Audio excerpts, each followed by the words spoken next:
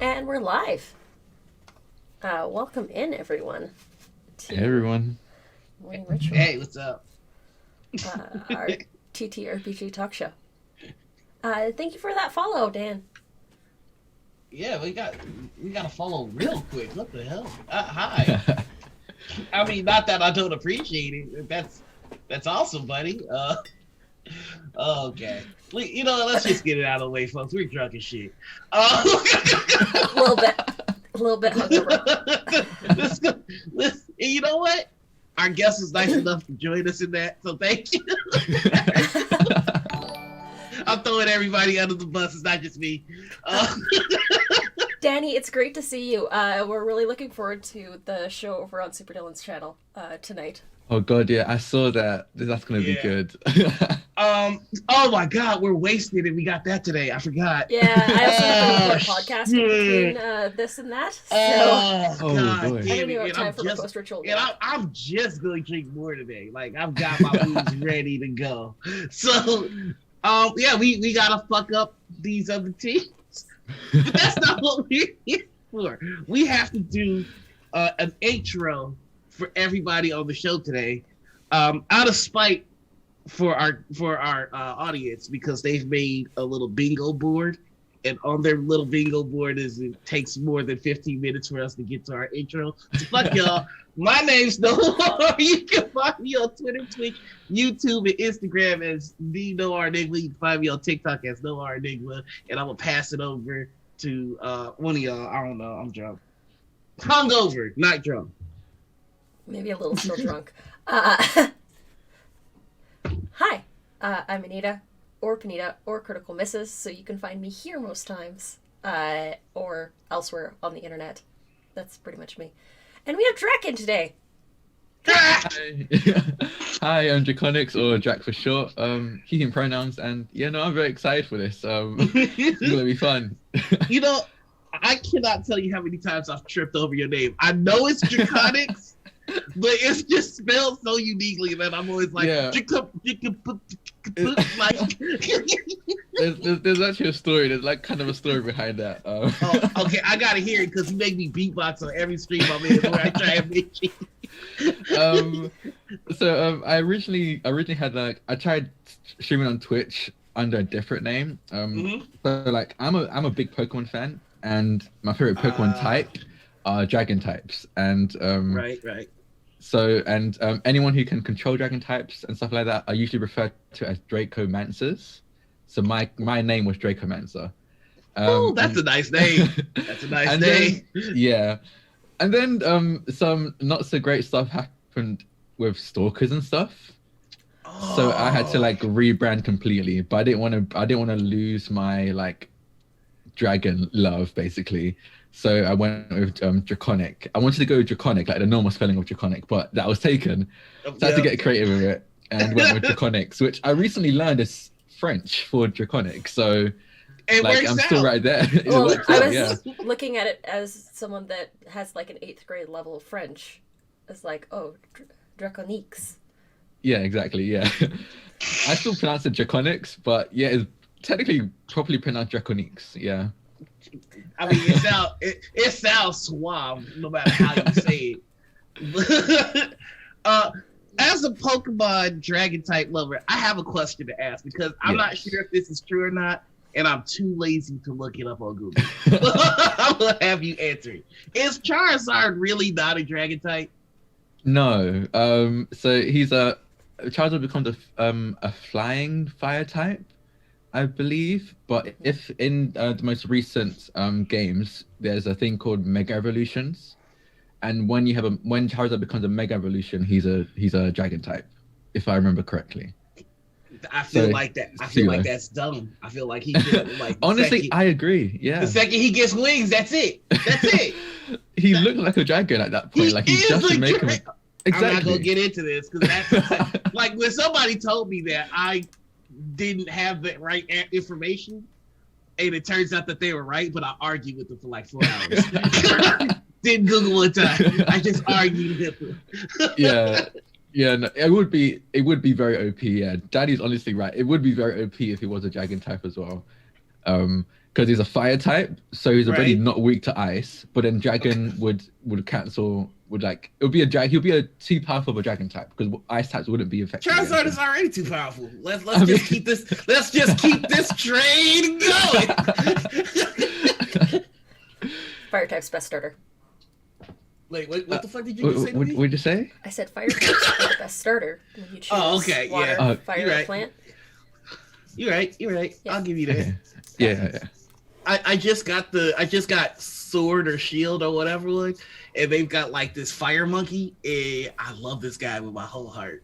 Oh, fire monkey. What's his name? Oh god, I know what you mean. Oh, the fire bunny. I just call him Bun Burner. Yeah, because he Score burns bunny. your Yeah. buns and he's a bun. Okay. You know, I don't usually name Pokemon, but that one was right there. Yeah, score bunny.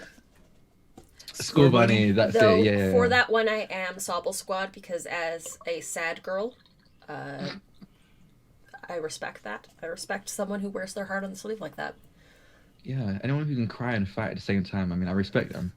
I do that all the time. Hold on. Not to be controversial, but Blastoise is better than Charizard. And you did that 4 times. And I'm going to have to humbly disagree with you, Dan.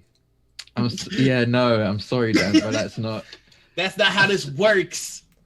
not at all. No. I've got a very, very limited understanding of Pokemon knowledge, but I am 100% ready to argue. I'm coming in loud and ignorant. Like, Okay, but Charizard is basically a dragon. Okay, he's getting a turtle done with a dirty. fucking laser cannon on his back. Charizard can fly. And it's not even really a laser cannon; it's just a glorified water gun. Like he's not shooting lasers out of that thing. Exactly. Unforgivable shit. Wow. I was just like, I can attest firsthand that a really strong water cannon can't even really stop a protest, so it's not going to stop Charizard. Oh no! Here we Oh go. no! Yeah, baby. Oh no! Okay, yeah, Pidgey can fly, but Pidgey can't breathe fire. So it's not the same thing. Pidgey ain't got dragon claws. Exactly. Charizard like spits fire in the shape of the Akuma logo and sends it at you. Like that, you can't beat that. It was just a small You know mistake, Shinobi. Don't worry about it. I'm officially rating Pokemon on how effectively they can end a protest. And you know what? Charizard ends it pretty quick. Oh no! Just saying. You send Charizard to the Wow. Capitol, we all have a problem on January 6th. I mean, I don't know if we'd have a capital on January 6th. Like, I don't know if that would last. Oh, Yo, is Gyarados a dragon? He should be, right? Gyarados. I think he is. I believe so. I think so. I'm not gonna even attempt to try and Google that because that would mean I have to try and spell it, and that's not happening. I tried to spell it in my head, and you know when you come across Thanks, a Eddie. letter It that's is just so... water flying, right? You're Water right, flying, it's that's it, Mega, yeah. it's Dragon 2. Yeah, that's Mega, yeah. How is Gyarados not a dragon? All right, I need to talk to whoever's doing this Pokemon shit because they are clearly fucking up. Ugh. But honestly, my favorite Pokemon type is Psychic. Just because that shit is just so baller. I Like- mean, yeah. I feel like if I were a Pokemon, I'd be an Abra because I'm just like, I could fight you, but leave me alone. Oh god, Abras are the fucking worst. I know, Every right? time It I reminds me of try- dating. It's like, hey girl, how you doing? Like, what? Wait, what? Alolan Executor, the palm tree, is a dragon? Wait, are they? No way. No. No, I don't. No. No. No. Wait, eggs. No, Why, I don't though? believe that. Okay, but why? I don't. Wait, he's just a tree. I'm confused. Wait, What the? Okay, what does what? Nintendo think dragons are? No, yeah, wait. All right, we Game got Freak, this. explain. We got this giant lizard with his tail. His tail is always on fire, and he's got horns, and he's got wings and claws, and he breathes fire, and he can fly. That's not a dragon. But That's we not a got fucking dragon. we got this palm tree with eggs on it. No, that's a dragon. No, what the? Yeah, no, I don't. That makes no sense to me. I don't get it. And now that I think about it, I remember being very confused when I tried hitting it with an ice type move and it just it was extra effective. Like, whoa, fuck, okay, I feel so I'm not bad. complaining. You just tell us my name is based on the fact that I love Dragon Ball Pokemon, and we're just like, well, we finna run the gamut.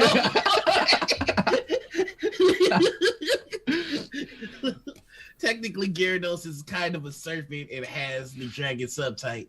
Yeah, like he's like. You know I what? get What is it with all you gay freak defenders in chat today? No, I mean Gyarados is like it resembles like a Chinese dragon or like a. Yeah, like, not all dragons look like it that. looks like a dragon. Yeah, it looks like a dragon, so it makes sense with Gyarados. And But what the the fuck even execution is a does not. Snorlax? I don't friend. know. A friend that is that you can That is always in the go way. cuddle up and have a nap with. Anita's like, Snorlax is gold. Yes. Yes. A Snorlax is me. It's not looking at me. You're right. You're right, Danny. You should say it. Oh my god. Yeah. I always kind of wanted like a real gritty live action Pokemon movie so we can really see how that would change society. Because you would never have to buy a car again. Like, just yeah. I'm gonna hop on my Pidgeotto I and just fly. go to McDonald's real quick. I'll see y'all in a bit. Like realistically, Pokemon will be the most Pokemon world is the most dangerous fucking world. To It live in. really is. Like Uh-huh. there's Pikachu's. Well, fucking people die constantly in the tall grass. People die of electrocution, just straight up mauling. There's no way people survive. Oh, Yo, if you run into a wild Machop, you get fuck. your ass whooped. Yeah. fuck. You're just like, what's up, bro? And it's even worse because they just say their name. Exactly. That's the Pokemon that scares me the most. Because like, if I get murdered by an electric rat, that's one thing. I got caught slipping. If I get toasted by a wild Charizard, I should have looked both ways before I crossed the street. If I get hands from a Machamp, I'm a bitch. Like, not only did I die, I'm a bitch. Did you say that they choked you the fuck out? I mean, Machoke would. Yeah. That's the next one, isn't it? Like, No, is that's, there a that's the Machoke? second. The second. Machop, Yeah, Machoke, Machamp. Machamp is just fucking insane. Like, if you It's come up Just against four Machamp, hands. you just give up. You don't Hands do just Just anything. four Goro. Yeah, it's He's Goro. just Goro. He honestly is. Hands, 4 days. Oh, You God. start off with this little child-looking blue thing, and then you power friendship him up to Goro level. You come to school and you see if that bully still wants all the smoke. Oh, God. God, could you imagine? Yeah, no, I mean, also bullying would not be a thing. I mean, like, bullying would not be a thing. You just I get. don't know. I think bullying would get way more intense. Okay, yeah, but I feel like people be way more able to defend themselves against bullies. Yeah, like, that's bullying true. would be a deadly sport. The bullying's Like, like the thing you do at your own risk. You can bully me, but know that I got a champ in my pocket right now. And he is Exactly. angry. He's just angry. I keep him mad. I keep him mad as fuck, just in case.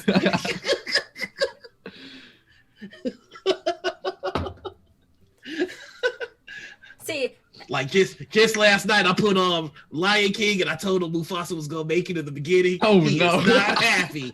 He is not happy. He's looking for somebody to take it out. Not Lion King. Not Mufasa. Well, I mean, Scar does say "Long live the king."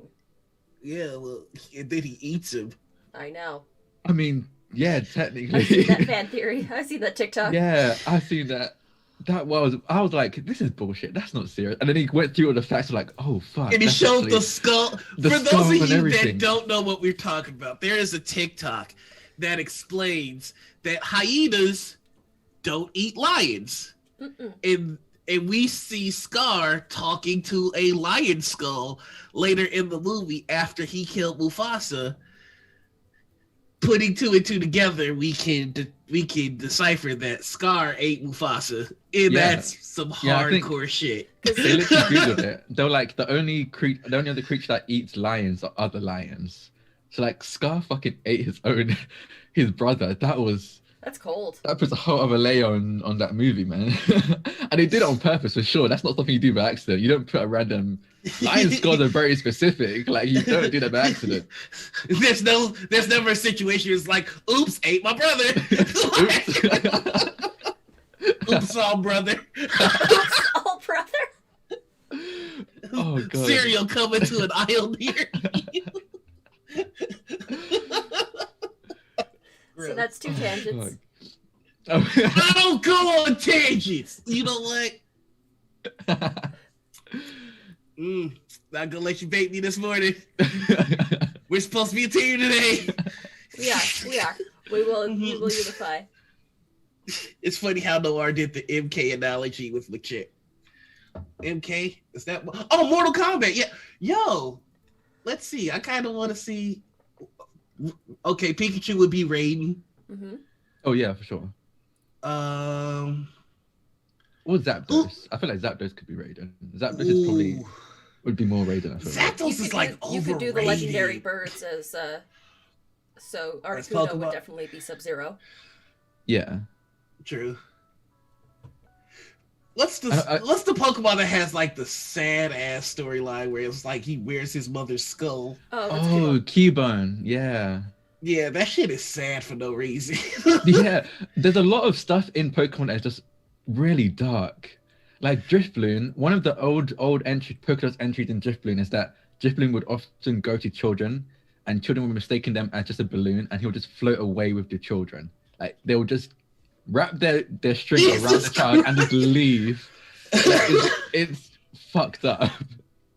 Yeah, I mean, I feel like I was a little afraid of the like when you go to the Pokemon graveyard in like Yeah. Red and Blue, because that music, It while was- banging, it was a bop.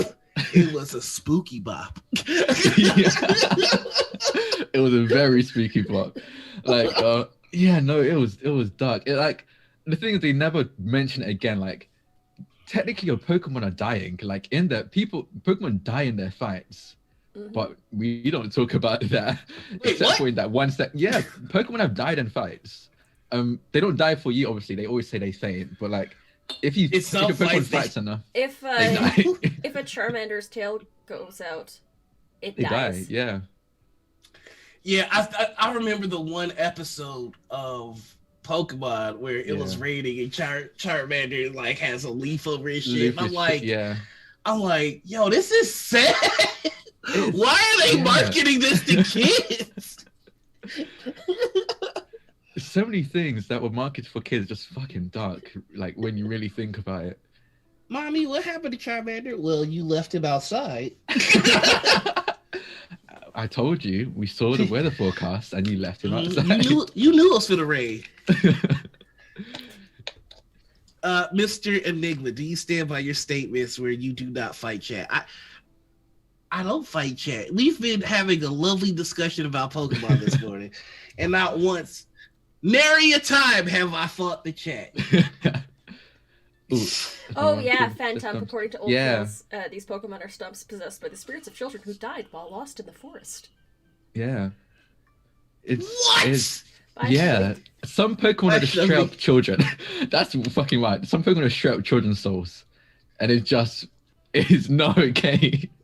That we just go past that. Yeah, Mimikyu wears a Pikachu costume in hopes of getting getting people to like them Yeah. more. But if you see the true face, you die. Yeah.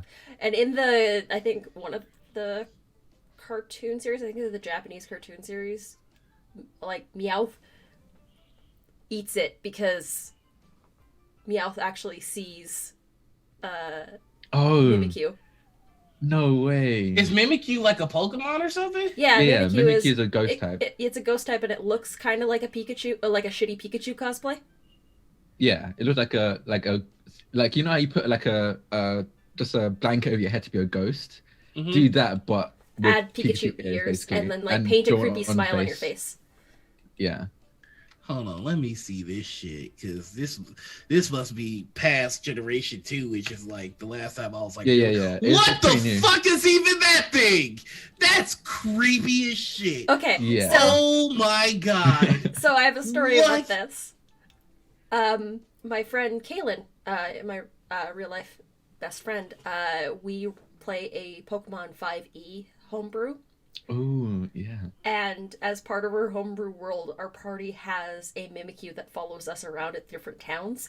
But in every town, it actually dresses up as a different Pokemon. And she draws out what it looks like when it's trying to disguise itself as the other Pokemon. That is fucking cool. That's Yeah. the fuck is that? And there's a B-plot Honestly- people that are actually looking for this Mimikyu. Oh no. So inherently following you as well, I guess then. Yeah. Cause like Pokemon and just anime in general is just really weird and really dark. Like Yu-Gi-Oh! Yu-Gi-Oh! Was censored heavily for the like Western audience. Like the Shadow Realm doesn't fucking exist. In There's like an entire Japanese- season of Yu-Gi-Oh! That didn't make it to the States. Yeah, because the Shadow Realm is a censored version of death. Yu-Gi-Oh! If you lose, you die.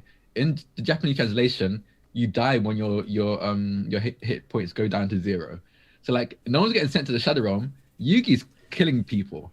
Yugi's fucking murdering. Yugi's murdering people left, right, and center.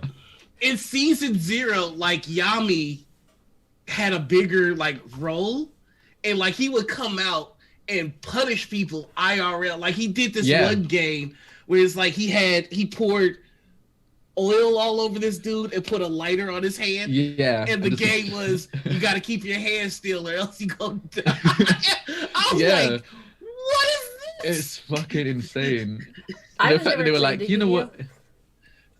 what? I wasn't into it until I heard about that. I was like, oh shit, okay, I'm interested now. I was also Yeah, it's a called Pokemon kid. it's called Yu-Gi-Oh! Season 0, and the shit is wild. If you have time, YouTube it, because Yugi is killing motherfuckers out here. Like, he's basically Jigsaw. No, yeah, yeah. you like That's to play actually a game? way to describe it. Would you like to would you like to play a game? Oh god, yeah, no. What is Pokemon, good in Yu-Gi-Oh! It's not good in anime. I was also a hardcore Yu-Gi-Oh guy. Like I had a spellcaster deck that wasn't nobody fucking with. I spent way too much money on that, and then I was like, you know what would be a good idea to save money? I should get into Magic instead. And Oh, Ha! that makes so much sense. That's a good way to save money for sure. and it was not. No, it wasn't. Oh god. Before leaving, going to ask Noir, ask the question. The question? Wow, the question so early on? Well, you know what? Because you're leaving, I guess I'll ask it. Here we go. Drac. Yeah. We have a number of people in our chat that are divided by one question. And so I feel the need to ask every guest so that we can see if these people are right or not. There are people out there that believe that they should crunch dice, putting dice in their mouth and just crunching it. And then there are other people who believe that we need to stop the crunch because crunching gonna die as a choking hazard and it's dangerous for your teeth. And then there are cowards who can't commit to either side. So we need like I said, we have cowards. So we need to see what side of the fence the wonderful Drac is on. So far, Brittany Lee Mulligan, who is my hero, and this hurts me to say, is a goddamn coward. And chose to crunch responsibly. Hashtag crunch responsibly. Fuck that. That is a coward's way out. Then we have the wonderful B. Dave Walters, who is very much stop the crunch because he has some fucking sense in his head. Then we had Abria, who works for, I believe she's with Ice Cream. No, Dice Envy. Dice Envy. And she is funding the crunch. Yes. Yeah. A crunch She's arms a crunch warlord. Oh no! Oh. He froze. One sec, no. one sec. Hold on. Stand by. We might have lost him, Noir, and we might need to cut to break really, really quick. Ooh, okay. Wait. We lost you for a second. You're back. Okay, you're back. I'm okay, back. I'm back. The big crunch got Noah. I thought it was Drac that was freezing. I'm like, you're not getting away from this question. No. It was me. Yeah. The crunch crew's trying to shut down the truth, and it's not happening.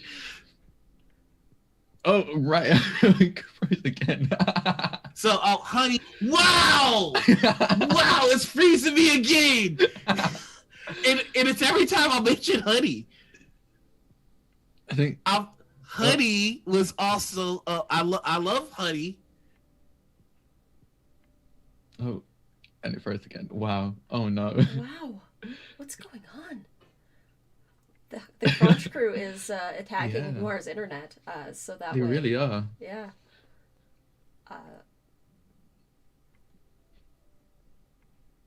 Oh no.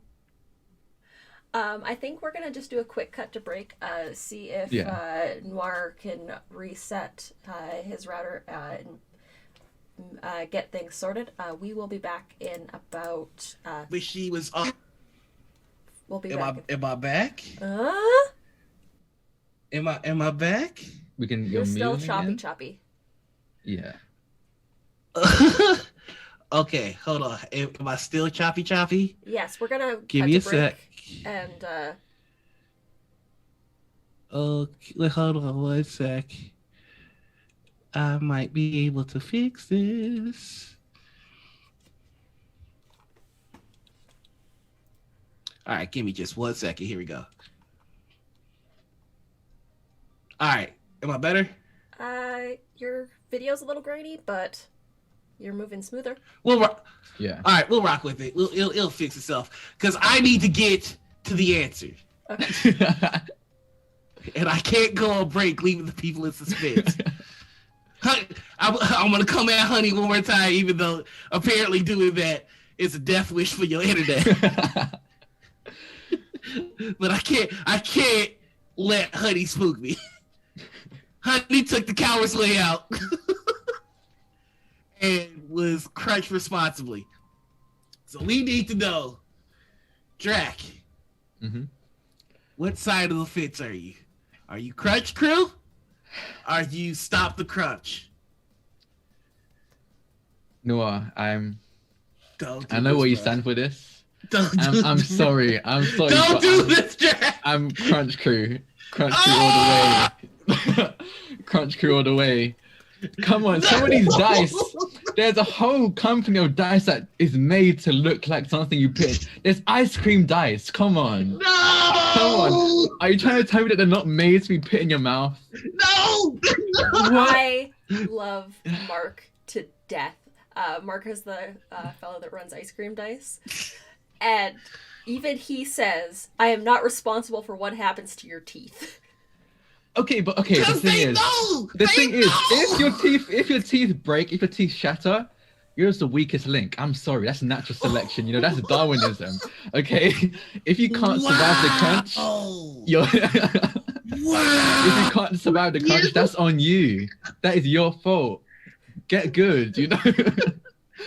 Crunch Crew is trying to cull the weak. I mean, I'm sorry. It's just the way it is. I'm like even Dice Envy, like Abria has some set of dice that are just like, how can you not want to put in your mouth? But here's the thing. Crunch Crew, you're being played. These big dice companies are doing this on purpose. They're duping y'all into crunching, knowing that you're gonna have to replace the crunch dice. They're just playing you for your money. It's capitalism. Nah, y'all play it into You're saying this as if we're not gonna buy more dice anyway. We might as well enjoy it. We might as well enjoy it in our mouths at the same time. If you don't crunch, you have more dice. You're working against yourself. How could y'all do this? It's crunch all the way. Come on, man. Wow. How can you look at some of these dice here? Go on Dice Envy. Yeah, this is not even like sponsorship. Like, I'm not a sponsor. Go on Dice Envy and look up Tabby Berry, and you're gonna tell me that does not look like a sweet to put in your mouth. They're doing that on purpose. Like, Abria's trying to get them to get scented dice. Yeah, trying to get scented dice. I'm there. Like, look, I'm there. Ice cream. That looks delicious. Are you trying to tell me you don't want to put it in your mouth? First off, chocolate chip ice cream is disgusting in the first place. Wait, what? Second, chip? No, yeah, that's right. You don't like chocolate. That's mint chip. Okay, mint chip. I'm not a fan of mint chip.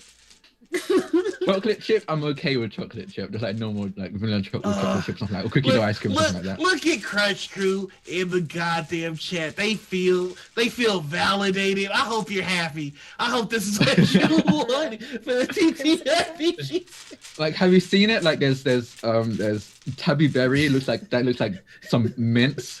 There's ice cream. Everything fucking ice cream dice does. I've got several. I've got a couple ice cream dice. Have you seen the baked beans dice? Yeah, it's fucking weird. I but did. It's food. It's gross. It's gross. They put a fucking picture with dice and baked beans. Who does I accidentally started that because the thing is, with in the UK, Weetabix. So there's a cereal called Weetabix. They put baked beans on the Weetabix, which is fucking gross. I fucking hated it, and I quote tweeted it was like, someone just removed me from this country. I do not want this. And I saw that. Okay, so that's your fault that happened. Yeah, and then Die Hard Dice saw it and was like, we're gonna fucking do this. I just put their dice in baked beans. I was like, God damn it. No. Gross. Like, okay, my stipulation for Crunch Crew is some dice do not look appetizing, so I'm not gonna put those in my mouth. That's fair. But the ones that look nice, that look like they should be edible. So you're a crunch elitist. Yes, exactly. I'm a crunch elitist.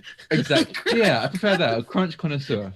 Like, it has to look good. Can we get fan art of Abria dressed up like Scarface instead of like cocaine on it? It's just dice. You never get high on your own supply. Yes, I like that. Abria is the Scarface of the dice world. He's just taking out cockroaches left and right. Make sure these people crunch their dice. So, yeah, I'm sorry. Like, if you can't handle the crunch, that is on you. I'm sorry for your loss, but that's just Google Darwinism. That's what's happening. That's what's taking place. It's modern day Darwinism. So your official stance is that yes, crunching may be dangerous, but it be like that. It be like that. What isn't dangerous, man? Like, walking out the street, you could get stabbed, you know? Crunching on dice, you can lose your teeth. Wow. It doesn't. You see how heartless Crunch Crew is? I'm out here trying to save lives, and y'all just like, well, everybody gotta go someday. It's just the way it is. Abria is the brown drink is cheap money.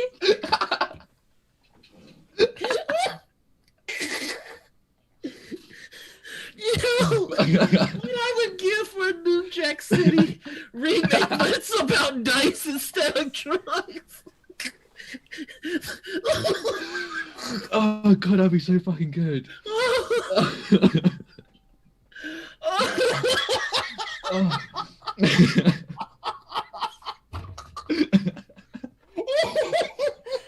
I will say that stuff. don't swallow dice because like that's just stupid. Okay, there's a crunching process that is satisfying.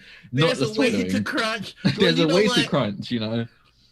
The least y'all can do is come out with a crunch tutorial so people out here know how to crunch. Y'all just let motherfuckers figure it out. You have to figure it out on your own, Like you just learn. You know how birds don't teach their young how to fly. They just say, "You're old enough, go try and fly." If you fall, yo, have you seen the meme where it's just a kangaroo and the mom kangaroo is just like, "Hey baby, you can stay in here until you're ready. I'll take care of you." And then the next page, it's a bird just going yeet. Because it looks just like, "Hey, sorry man, I'm there you go. I'll give you a quick kick if you want, but that's what I can do." I feel like Stop the Crunch is the kangaroo. And Crunch Crew on the birds just yeeting the younger crunches out the tree. If you fly, you fly. If you fall, I don't know, man. There's some others that might survive, so it's cool. It's life, It's a circle. Fuck it, we got 2 new political parties. we taking this all the way to Washington. If you have to choose, there's the elephant for the Republicans, the donkey for the Democrats. Now there's the bird for Crunch Crew and the kangaroo for Stop the Crunch. Oh no, this needs to be a thing now. We need to run a fake election. No. Okay, I can actually make logos for this. I can invest time in this. I got time now. We already got the Koch brothers. We've got Maria just in the back putting big money into this election. Want to know where AOC I want to know where stands? AOC. Well, we'll just have to get AOC on morning ritual. we need to get AOC in the TTRPG world, man. We need to get her on. For real. It would be so good. Help us make that happen. Just send her morning ritual and don't explain shit. I don't know. I like to think AOC's a cruncher, No. I think No. She's got taste, I'm I think about to she's a hit you with the cruncher. E-Honda hands. No. Can someone make a GIF of that, please? Where Laura's doing this and then just knocking nose away. No, AOC is responsible, intelligent. Okay, I think AOC clever. would be crunch responsibly. I think AOC is fun enough that's the to be like political crunch. answer. That's the political horseshit coward. I can't choose away because I want everybody to be my friend answer. That's right. I'm coming for all you crunch responsibly people, you included, and you too, Brittany Lee Mulligan. You broke my heart. And for no reason at all, Liam O'Brien, you still catching these fucking hands if I ever see you in the street. But not really. It's not slander. I believe from the bottom of my heart that AOC is either a cruncher or crunch responsibly. No, she has to be Stop the Crush. She's chaotic. She's chaotic. AOC is Stop the Crunch, and you know what? We taking Bernie Sanders and his mittens. Bernie Sanders is 100% Stop the Crunch. I 100% I know for sure Bernie Sanders is Stop the Crunch. Like, there's no doubt about that. I can hear his answer in my head. Like, what do you mean eat the dice? Get those dice out of your mouth. If Bernie Sanders told me to take the dice out of my mouth, I'd feel like I have no choice but to. I'll be honest. Like, if he told me to do, I'm like, oh fuck, okay, I guess American grandpa. I hate to do this to y'all. I really do, and I didn't want to pull this out. And it hurts me more than it hurts you. But look into your heart, and you know it to be true.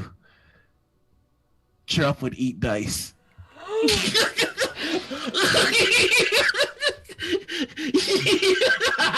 No. Trump wouldn't eat dice. Trump would swallow dice, and that's the difference. Okay, Trump is the one that the dice to take out.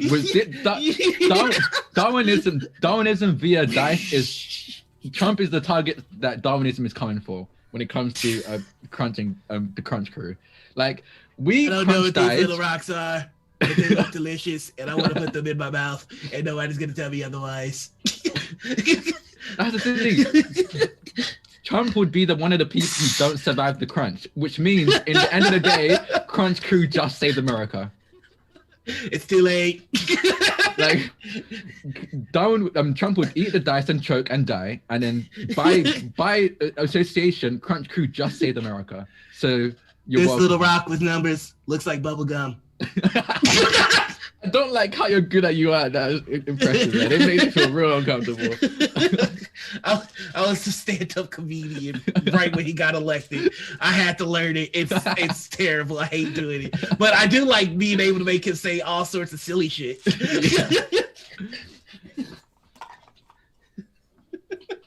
Yeah, no. The Darwinism via crunch crew is Trump is one of their targets. That's what. Yeah. Trump would The thing is, crunch he's crew. too rich. The second he started choking, somebody would Heimlich this motherfucker. We need to.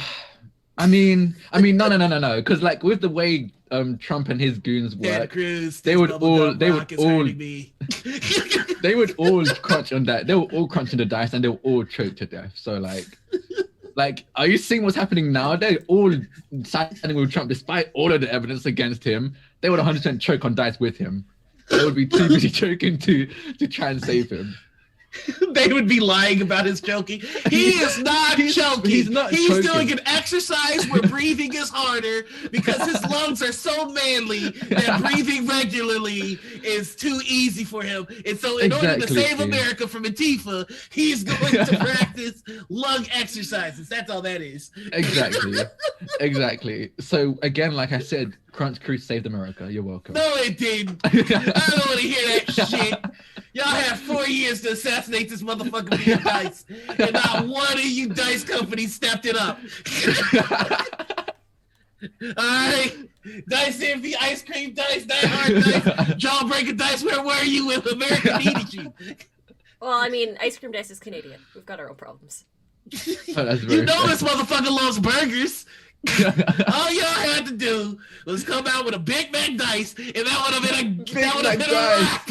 You could have saved America, but no, you wanted to make America's ass, and now here we are. Don't call that a Bria like this. Wow. Poker dice would actually be easy to make as litter dice. They'd look better as D6s and D20s, or like the rounder shaped dice, not necessarily. Are you trying to work out the logistics of a Big Mac dice right now? Yes. I mean, yeah, no, it would work as a D12 as well, I think. Bless you. Here it comes. It could work for Why would you do that before I sneeze? There's a build up. There's a whole build up there. Yeah, you just want to get arrow in the way, you know, nice and early. Yeah, it'd be. I'm sorry, I'm Crunch Crew away. What a Terminator plot that would be. I went back in time to develop the perfect dice to assassinate the president. We're making fire movies here. If there's a Hollywood producer, we're giving you gold, baby. This is gold. Take it. Just give us credit, you know. Like, I think it's just the Terminator over a thing of resin. Like you start from the back here, and you just see it's like backlit with like heat. You can see like the orangey flames or something. You're like, oh, this guy's forging some metal thing, and you just zoom in. He's just him pouring resin. It's like. No, I just pictured like the T2, the T2000, but like instead of like forming into the guy, it forms into a D20 and it just rolls down the hallway Indiana Jones style. There's the scene where it just starts running down the thing, but then it turns into a die and starts rolling. Where are you going to save America? One nat 20 at a time. In a world. Oh, This God. is so stupid, but I paid good money to see it. I can imagine Arnold Schwarzenegger being like, There we go. I'm can taking be out like- the president. like Donald Trump, roller cons day. Oh, God. The Secret Service didn't expect me. Oh my God, this is the most uncomfortable feel I've ever seen in my life. What? You know we gonna get put on a wanted list for how much we're talking about having this motherfucking kill. I mean, by the I'm way, not saying if I'm that joking. did, well, that's true. I'm not. the only American on this motherfucker, so I'm fucked. Well, it might affect my ability to get to the States, but That's true. So we heard you were talking wild spicy about the ex-president. technically speaking, that was my co-host, who is an American citizen. That's Yeah. I mean, if there was a die that killed the president, I would want that in my collection. Yeah, me too. Oh my God, me too. I roll after everything. It's just like, well, looks like I'm in a pickle. Time for me to bring out the one. The president killer. just I'll like call this, this the one. hermetically sealed. It just like pops open. Yeah. There's like this and some smoke. I call this one Wilkes Booth. Oh my God, yes. That is beautiful. Oh, It's called a die. we are 100% on some list right now. Hey Charles, because that's the FBI guy that's assigned to me. I mean, it's These are called just the jokes. die for God's sake. These are just jokes. Charlie. And these are jokes, but I'll be honest, if it happened, I would not complain. This sounds like the dopest TTRPG game possible. Your does. mission is to kill the president. Oh, dope! With a D20. Wait, you mean the system runs on D20? No. No, Your character has to kill the president with a D20. Can't I even get a D4, man? I feel like those are more lethal. They Way at more least do 1d4 lethal. Nah. damage. They literally do 1D. God damn it. God damn it. The puns. The jokes. Do you see what the fuck I gotta deal with? Yeah, Every nasty. day. Listen, you fucking chose this. That reflects more about you I than it got does me. tricked. I got tricked. Didn't bust out the puns until it's too late. I know. I get you. I know how. You knew the puns were here the whole time. Damn. Oh god. Where do we go from this? We talked about killing the president for a good 45 minutes. I mean, it's a good topic and it's very. It feels good. I feel much more relieved. We talked about Pokemon and killing the president. Loving that. For the sake of not breaking TOS, Twitch, this was just jokes. Just jokes. Yep. Don't All ban us. jokes. Don't just be nice, please. Be gentle. If we wanna avoid TOS, we just gotta start being racist. Oh, Yeah, they don't look That's at. They how that don't look works? at that kind of stuff. Shit. Yeah, that's how that works. Oh, like I'm racism? about to get racist. You're getting racist? Oh shoot.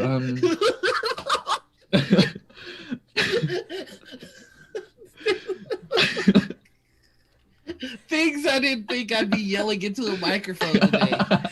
Killing the president and getting racist. Jesus Christ. What does this show bring out? All right. So I guess we need to start talking about your actual projects. We need to get this show back on the rails. Yeah, I just realized that's what this is about. Isn't it? Nothing. I'm not gonna say it. No, We're what were you? Nope. No, what were you about to say? Hold on one second. One second, Drake. I was gonna say that this tea is really. I keep good. calling you Drake. That's so sorry. Drake. Don't worry, I get Drake a lot as well. No, Mr. Bond, I expect you to die. Rolls D20. that's good. That's a good one. That's good. But when I do a pun, that's why he's called Pun-Colnix. Well, I was just about to be like, look, babe, that you grow a beard like Puckles. Listen, I'm can trying, talk. but my genetics can only take me so far. Best I can do is like a really good mustache, like my aunt's.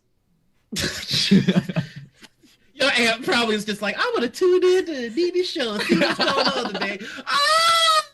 Please, none of my family knows what I do on the internet. Just get hit with a string. I'm down. I'm in hit. If you're white, you just give some shitty scripted apology and pretending to cry, and everyone will forgive Yeah. you. Cool. Like we've actually talked about this. This is the script for an apology video. First of all, if you usually wear makeup, don't wear makeup in this video. Oh yeah. Secondly, when you open up with your apology video, you always have to open up with a sigh. Okay, like looking down, and then you look up at the camera and like you usually open with. Usually I'd be like and subscribe, but today I want to really get serious, and like. Then, like you're saying, you're not gonna tell them to like and subscribe, but like you're slightly slipping in to telling them to like and subscribe, and then you just go on a rant about how you know who I am. You've seen my videos. If you're long-standing fans, you know I would never do this. This was just I was young and naive, and I'm sorry that I made you feel this way. I'm sorry that you're feeling this. That's I'm so sorry good. That you're feeling. Hey, you guys just want to pre-record our apologies when we fuck up later? Like I feel like we can knock these out. Just knock it out real quick. Yeah, we could do that. Do we want to do this as a run through? I mean, I got a lot of good tips just now. I kind of want to just want to go. Yeah, but if we're doing pre-recording, we should probably do like I'm sorry for, and then not like move your mouth but not say anything, so you can dub over it later, just in case it ends up being something else that you did wrong. Yeah. And But, I got the light super bright too. Yeah, exactly. Okay, cool. All right, here we go.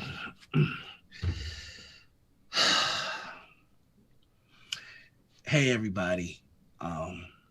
Usually I like to start my videos high energy. Tell you all to like and subscribe, but you all know what's going down right now, and so I decided we're gonna shift gears and just talk. We're gonna talk. If you've been following me, you know what's going on, and wow, there's really no excuse for my behavior. I said and did what I said and did. So that's not me. That's not what I stand for. That's not what I believe. I'm a better person than that. You see me every day. And so just sorry. It's just I'll never do that again, and I'm sorry for the people that are hurt right now. And if you stop following, that's cool, but I hope that you rock with me and give me a second chance. And I'm gonna continue to do my best for you, even though I didn't do my best for you this time. Okay. Nailed it. All right. Let's put that one in the bank so when I inevitably get canceled, I just come back to this episode, get it going. I feel bad for anybody that was just tuning in the middle of that. Like, yeah, they're like, what the fuck did I do? Holy shit. I just kind of want to. But you actually admit that people shouldn't have been hurt. That's too far. Oh shit! You know what? I will fix it in post. You should have been like, I'm sorry you all feel this way, kind of thing. Yeah, like, I'm sorry. You're sorry, but hurt. you feel this hurt. Like you feel hurt. Yeah. That's. I mean, we all have growing to do. We all make mistakes. I'm gonna make it all of us things, so I don't have to acknowledge that I specifically fucked up. You know how it is. Gang. Don't damn dare your apology. Yeah, don't do that. That kills it instantly. Just don't. I just want to get canceled for something so outrageously dumb. Like, I can't believe that he said that all black people have the secret ability to turn into beluga whales. How could Hey Noah, why are you fucking telling everyone our secret? What the fuck? You gotta I'm gonna keep apologize that for secret, the apology shit. now. You know, that apology wasn't great. I'm talking to a sensitivity consultant and I'm going to therapy. No. I didn't expect for this to blow up the way that it did. I can't believe that people are feeling the way that they're feeling. I can't control how people feel, but I can strive to do better. I am getting professional help, and I'm going to have to step away from social media until I get myself in the headspace where I can do better and be better for all of you. Thank you for sticking with me through this traumatic time, and I'll do better. The way I've heard this apology Damn. 3 times. Oh no. Away! Oh my god. Oh, so for like 2 days, right? You'll be back? Yeah, I'm gonna step away from Twitter and Twitch because right now I'm not in the headspace where I can handle accountability.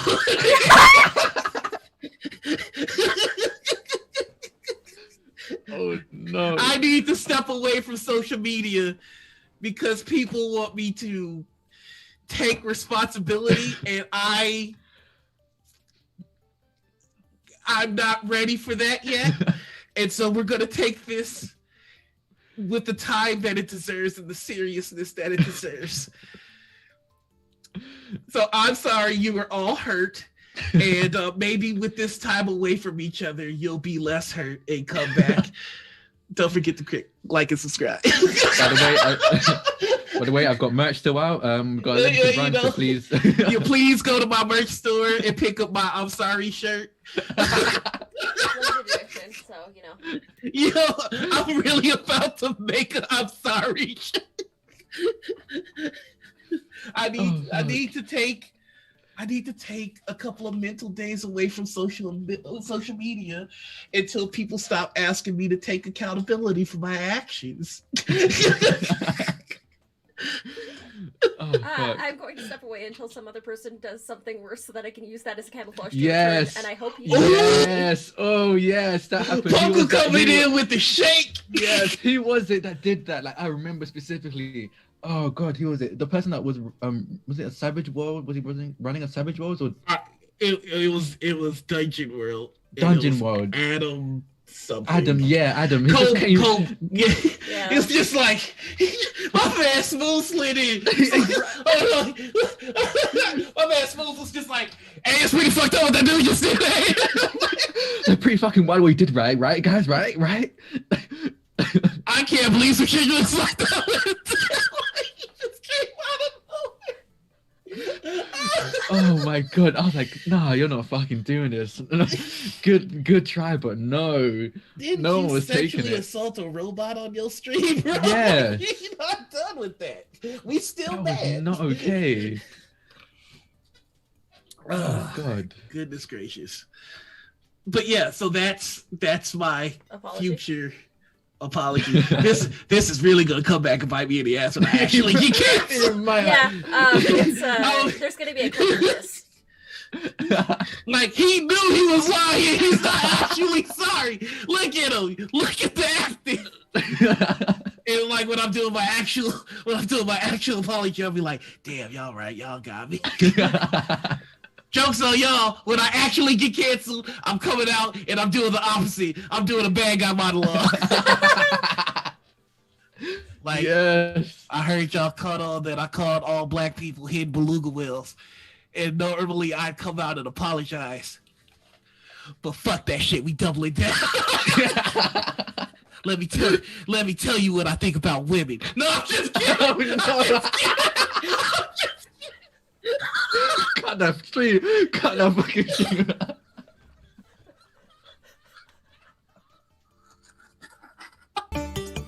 Yo, I love you. I'm just kidding.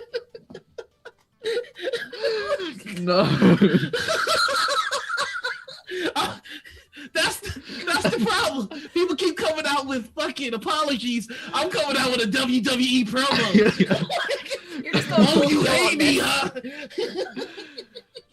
Oh my I'm gonna fucking make God. it so you love to hate me. Oh my fucking God. Oh, I did not see fuck. That hurt. I did not see that coming out. Just choked the air.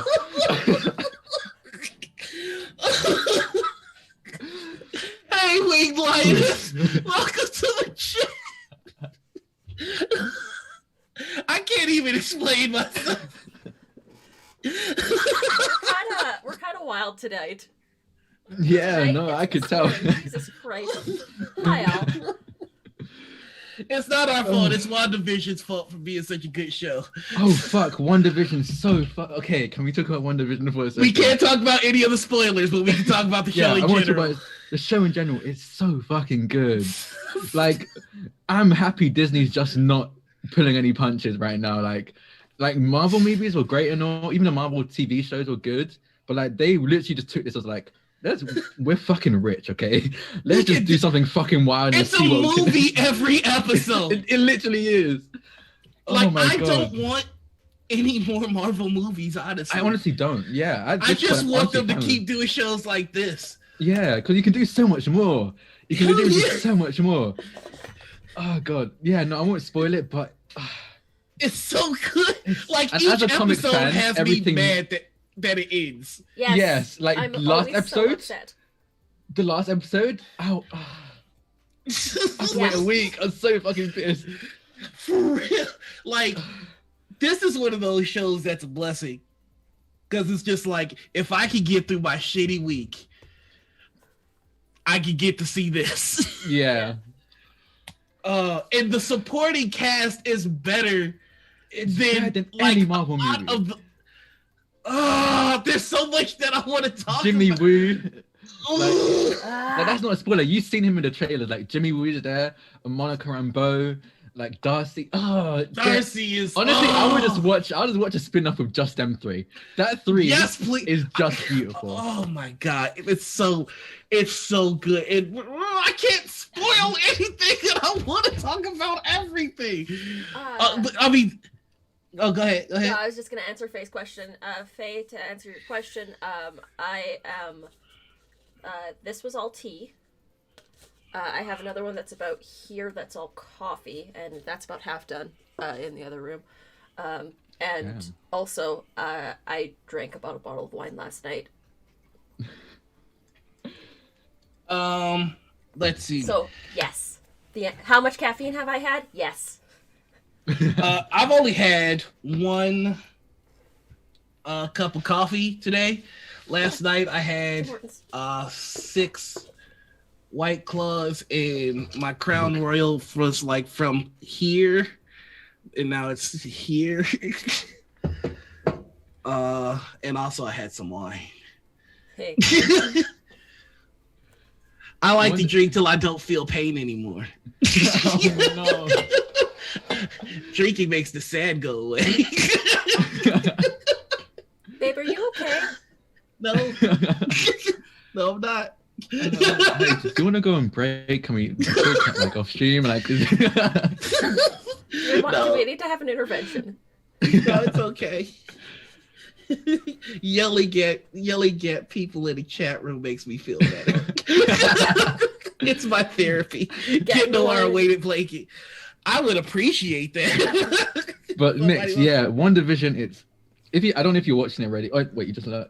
Okay, I'm guessing you're watching it now. But like One Division, just watch it. Like as a comic book fan, like the Marvel comic book fan, this has opened up so many things. Because like Yes. the comic books, in my opinion, Yes. are infinitely better than the Marvel movies.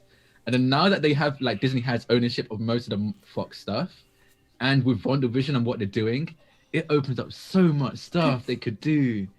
I love that they're playing with the meta. Yeah. Because they know what we know as the viewer, and they're fucking with us. And Yeah. I love shit like that. And I can't talk about it. But it's Exactly. just like they're doing shit that are just like, fuck your theories. Or what do you think Like, about honestly, that? honestly, the most recent episode ruined my theory with just the first line they said, and I was like, oh fuck's sake, I don't know what's going on anymore. Then what is happening? I And don't can understand. we take a second to appreciate that they're doing this with Scarlet Witch and Vision, which are fantastic characters. Don't get me wrong, but who went to Endgame going, I can't wait to see Wanda. I can't wait to see Vision. They're not the A-list of the Avengers that we had, and Okay, they're yes, knocking yes, it out yeah. of the like. They're That's what Disney like. That's actually the thing I want to actually mention. Disney's really good because like I feel like not many people realize this. All of the Avengers before like Disney bought most of the Avengers like Marvel characters in the comics, the Avengers were not a big like Captain America, Iron Man. Like they were the B Squad. They were the B Squad. Yeah. They took their leftovers. Yeah, Disney's so fucking good at doing that. They just got like some of the people that no one really knew, and were like, now this is all you think about. If someone says Marvel, you're thinking Captain America, you're thinking Iron Man. You're not thinking like, unfortunately, you're not thinking the X-Men. You're not thinking the Inhumans. Like, you're just thinking. And that's the thing is they Avengers. brought Spider-Man in late too, and Spider-Man is like their top selling brand. Exactly. But my thing is, look at what they're doing with Scarlet Witch and Vision. What the fuck are we gonna get when we get Storm and Wolverine and all these characters that are so prime for good stories? Like, the reason I think the X-Men movies didn't work is because that's a lot of story you have to tell in 2.5 hours. If we just get an X-Men TV show, the same production level of WandaVision, it would be game over. That's it. That is it. And honestly, I think Disney is realizing that, especially now that I think the fact that they went into Disney Plus, and then I honestly think the only reason they went into Disney Plus because they were like, we're buying the fuck out of Fox, and we're going to make like a Marvel, not just cinematic universe, like a TV universe, and we're gonna do it right, and we're gonna fucking charge people because we know we can get the money out of people for doing this. Marvel is no longer worried about the people that don't know the content. Like, usually, like with phase 1 and phase 2, it was very hand-holdy. Like, you might not know who Thor is, so let's take you through the lore of Thor. I rhymed on accident. Like, you know, let me explain to you who Steve Rogers is. Now they're just like, fuck it, we're going in. Like, honestly, the ones I'm looking forward to the most is honestly She-Hulk. She-Hulk and Miss Marvel. Yes, Tatiana Maslany is such a fucking good actress, though.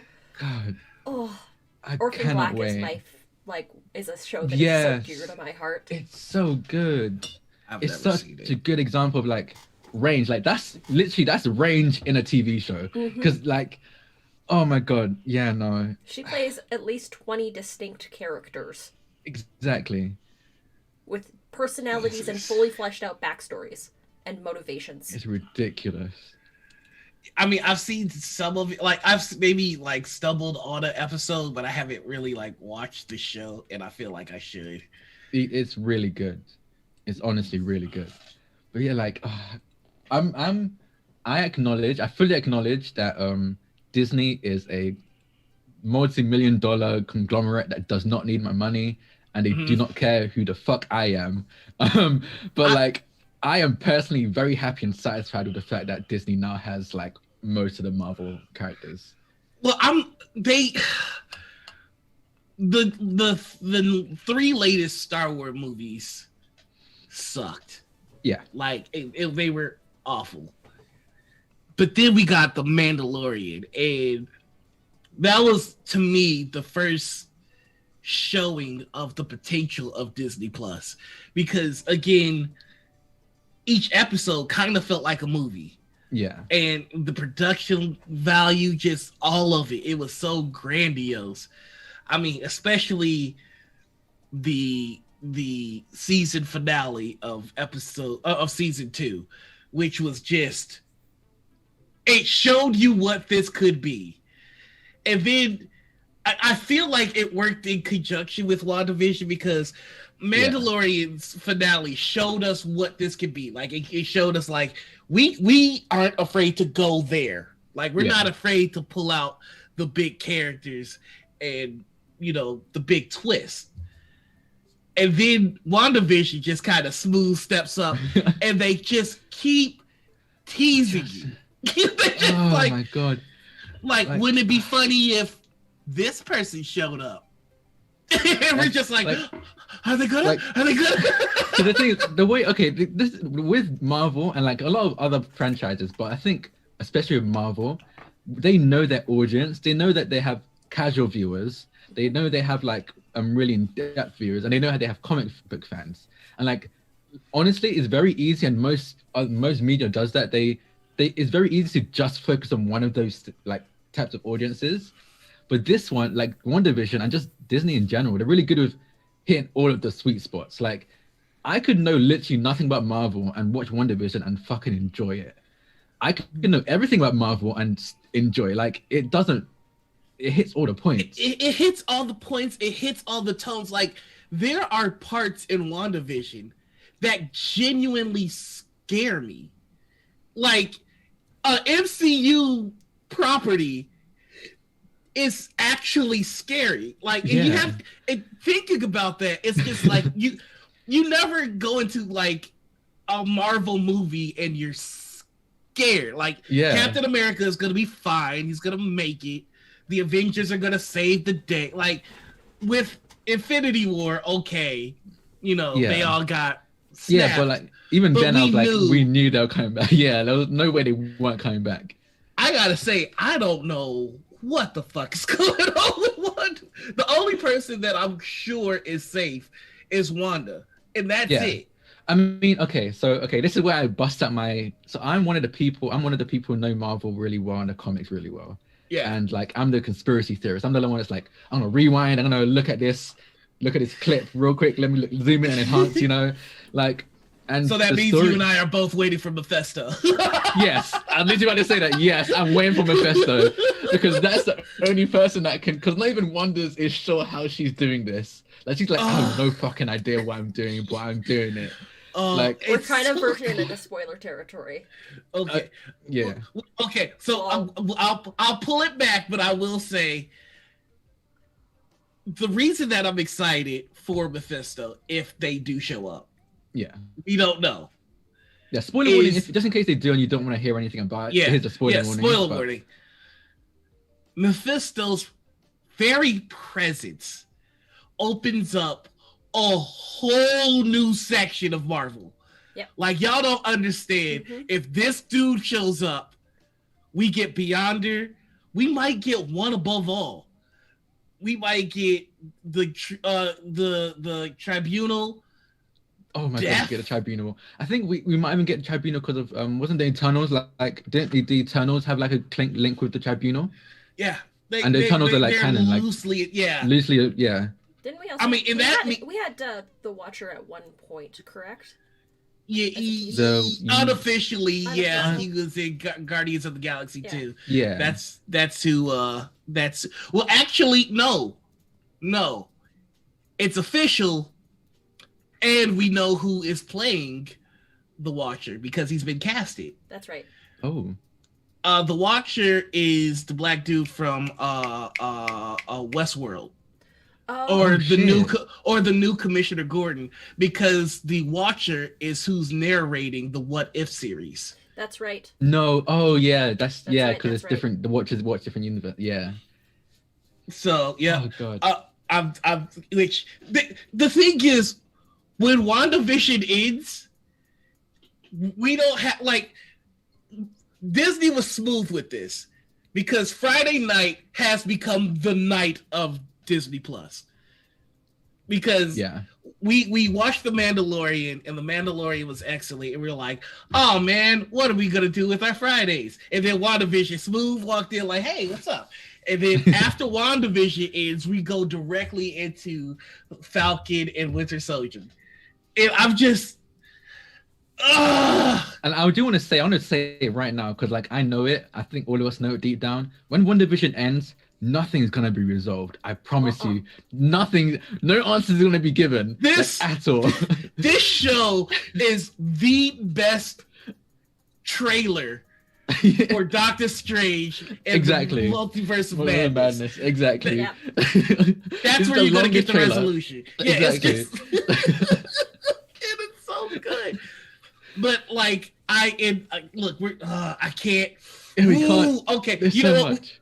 We've already called a spoiler warning, so I'll just this much, and I'm reiterating it again. We'll do quick spoiler warning, and when I put my hands up like this, we'll be clear. So if you mute the stream, we'll go from there. Okay, all right, we're getting the Young Avengers. Like 100%. that's Tommy and Billy are here. We're getting them. We've got Wicked, we got Speedy. So we've got Stature from the Ant-Man movie. Yeah, Ant-Man, yeah.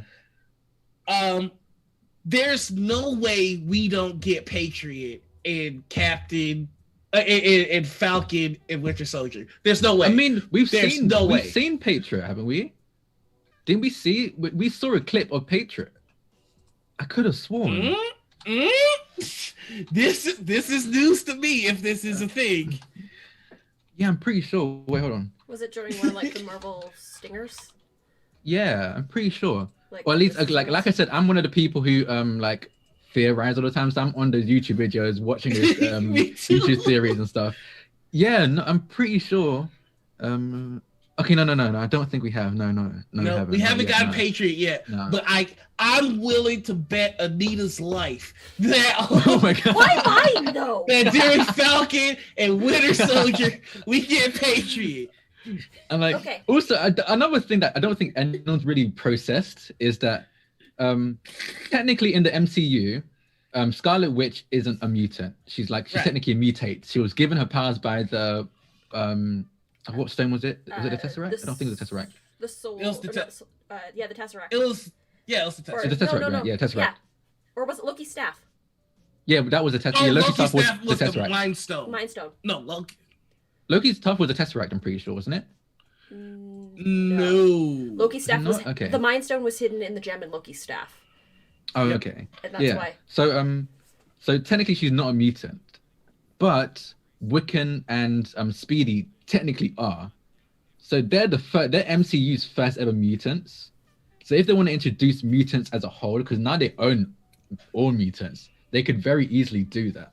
The Soul Stone Like, is here's on the the thing, mountain where Gamora dies, and Yep. Yeah. Black Widow dies. Here is my theory about mutants. We're in spoiler territory, y'all. And if I go Yeah, like spoiler this, territory, we'll just in be- case. Yeah, but we we're are not there we are yet. in spoiler territory. Here's my theory about mutants. Mutants have been here the entire time. And here's how I think they're gonna do it. If you look, a lot of the shit that they got coming up shows the history of the world. So we've got WandaVision, which is gonna open us up to the multiverse. We've got the Eternals, which is going to explain the entire history of the Marvel Cinematic Universe, going back from the beginning Yeah. to right now. And then we have Loki's show, which is all about time travel. And we can already see that it's pivotal moments in time that he's going to be explaining and going through. I think what Marvel's doing is they're going, oh no, mutants have been here the whole time. They've just been really good at keeping themselves low key, and we're gonna expose that, and we're gonna show how they've been here, because you need to have mutants there the entire time for certain mutant stories to hit. Yeah. Like you can't Like have. Wolverine. He's been You around for can't hundreds of years. have a Magneto without World War II.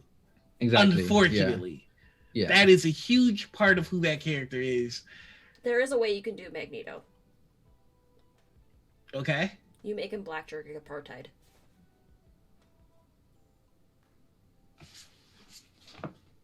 Would they? I feel like Disney's too scared to do that. I feel like Disney's too scared to do Disney it. might be a little too scared to do that. Yeah. And they have done a fair share of filming in South Africa. they might not want to rock Yeah, that I boat. feel like they'd be too scared to, mainly because of because I'd be down for that. I'm not gonna complain, but there are definitely some like comic loyalists. I would say, that's a nice way to put That it. are I think gonna get real mad. I wouldn't. Yeah, I wouldn't fuck with that because yeah, I wouldn't fuck with that because Magneto to me. I think he means something to the Jewish community. That's true. And that's a good point. he yeah. is and he is not the best representation, but I think he's a very good representation of Never Again. And his story has been so wonderfully told, where Magnus is not a bad guy. Magnus is a guy that had bad things done to him, and he finally has the power to do something about it. And he's very clearly the Xavier versus Eric thing is very clearly a Martin Luther King versus Malcolm X view of how you handle being oppressed and wronged, and I wouldn't want to take that from from the Jewish community. I actually agree So- with that. Yeah, that's very true. Yeah, honestly, Magneto's a really interesting character, and He's I think, so cool. yeah, he really is. I think while you were talking, while you were just mentioning how you think mutants might come in, I just realized something. It just dawned on me, and it might be a bit of a stretch, but depending on how WandaVision goes, and still spoiler, just in case people are still listening. We're still spoiling. Still spoiling. Still spoiling. So last episode, the field expanded, right? Yeah. And it hit a bunch of people. And Monica was gonna go back in again, and Darcy said you can't. It we went through that field twice, and it rewrit your DNA on a molecular level. Maybe that field activates mutations. Some people have the mutation, some people don't, and it just activates it. Yeah, Because that's how we're that gonna takes get away photons. that takes away the history of a Yeah. lot of mutants. But That's I'm a good- here for yeah. it. When I saw that field expand, I'm Modern There's Town, no fair way- warning, they're in spoiler territory. Yeah, spoiler welcome, territory, WandaVision. we are discussing WandaVision, and so we will put our hands up. I'm not actually gonna do it. We'll give you a hand signal when we're done spoiling. I am just gonna say this much: when it expanded, and I'm just in case somebody did just come here, I'm gonna be as vague as possible. When it expanded, I understood that this show ends when it covers everything. And that's gonna happen. Yeah. Everything's getting rewritten. And I am and the thing is, if we're looking at it, we've been doing the sitcom thing, right? Yeah. I think, and this is a wild thought, but I think we've made our way from the 80s to the 90s to the 2000s. We're going to hit the 2010s. Where else can it go? Yeah. I think she's going to rewrite present day in the form of the most popular medium of 2020. She's going to make an MCU show. Holy fuck, I didn't even think about that. My brain just broke from the meta. I can actually fucking see that. Fundamentally, where else can it go? The most popular show or shows in those days were sitcoms. We don't really do sitcoms now. The most popular shows that we watch now is WandaVision. Anthology dramas. It's WandaVision. Yeah. She's going to remake the show. God. So how are we feeling for spoilers? Are we still in the spoiler reads, or do you think we're good to go? I have one more thing to just say that Okay. because I mentioned how like one sentence shattered my theory. So my theory was when we had Pietro come from like Pietro from the X-Men's and Pietro show up, I was like, okay, this is like a multiverse thing. Like X-Men exists, but in another multiverse, and they just pulled she just pulled Pietro from there. But then when she was talking to him, he was like, I don't know. I remember getting shot for no reason in Sokovia, and then I heard He your didn't say voice. Sokovia. I Did he remember getting not? shot in the He streets. said, I remember In the getting shot in the streets. streets like a chump. Oh, okay, wait. But I'm pretty sure X-Men's Pietro didn't get shown. He didn't die like that, did he? I'm pretty sure. I don't think we know if he died. We don't. No. Oh, okay. Maybe didn't shatter my. But I guess the thing that's still. Oh fuck! Now that you said that, maybe my theory still applies. I think it does. Oh, okay.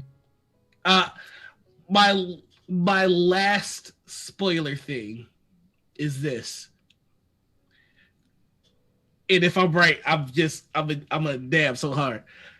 When the field expands and takes everything, it's not gonna be Wanda that does it. Yeah. The kids? It's gonna be Wiccan. Yep, you're right. Yeah. That is all. All right, Okay, and let's give them the. Hey! Wait, no, let's not do that. So this is Yeah. spoilers. We are clear from spoilers. You are all good. We're to clear come from back. spoilers.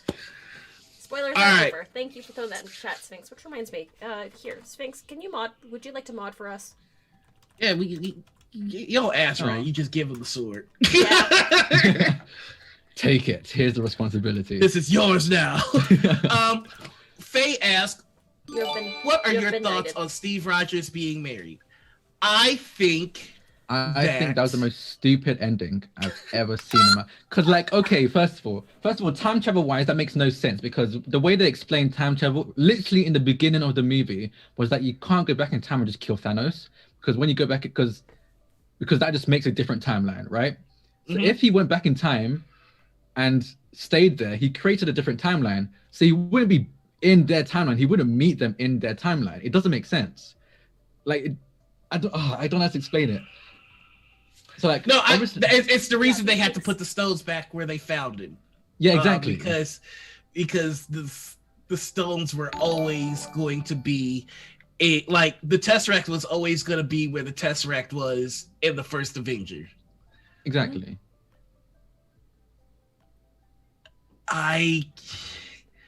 Who do you So think the he marries? thing It's is- Peggy. We all know he marries Peggy. So the thing is that the argument was Steve was always married to Peggy. And here's why I think that was stupid. I like what they were trying to do. Or as my sister Joy is a huge Steve Rogers and Bucky stan. So I'm gonna use a lot of the language she uses at me when I talk about this topic. So as a dumb fuck cishet, I understand what the fuck they were trying to do, but here's why it was dumb. I can't believe that while Peggy was dying of Alzheimer, that she would have the mental cognizance not to mention to Steve that she was married to Steve. That's fair. I don't believe that she would be put together enough to hide all the evidence that showed that she spent her entire life with Steve. Also, when Steve came to visit her while she was dying alone in a hospice, where was her husband, Steve? There's a lot that doesn't taste right. Yeah. Ooh, you're right, though. Yeah. Went back and danced with Peggy, but she had her own life. He went back and danced with Peggy. You got the dance in, because there's a scene. No, that doesn't hold water. And here's why. If he just went back and danced with her, that's one thing. But Falcon comments specifically on the fact that he has a wedding ring on. I think what they're saying is that maybe you want to he tell went me back about and, her? like dance someone else, dance with someone. I mean, they danced with Peggy, But there is a married scene of someone him else. dancing with Peggy. That exists. Yeah, that one's canon. that exists. That's there's canon, no way you can't yeah. deny that, but I saw someone say that he went back and had to save Natasha, and they got married. Natasha. I don't think that holds water either, No. because the entire point of what Steve did was he went to put the stones back where they were.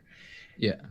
And the thing with the soul stone is, if you make that trade, I die so we get the stone, there's no reneging on that deal. Yeah. Like, if Also, you do it... Let's touch on the fact that when Steve went to return the soul stone, he saw his had to greatest talk to enemy. Yeah. Sometimes it'd be like that. You go to a Whole Foods and there's your ex. Just buy and kill like she's not the fucking devil. Oh yeah, no, like there was a lot about Endgame that pissed me. Like, first of all, they mentioned it in WandaVision. This is not a spoiler. If you haven't watched Endgame, what are you fucking doing?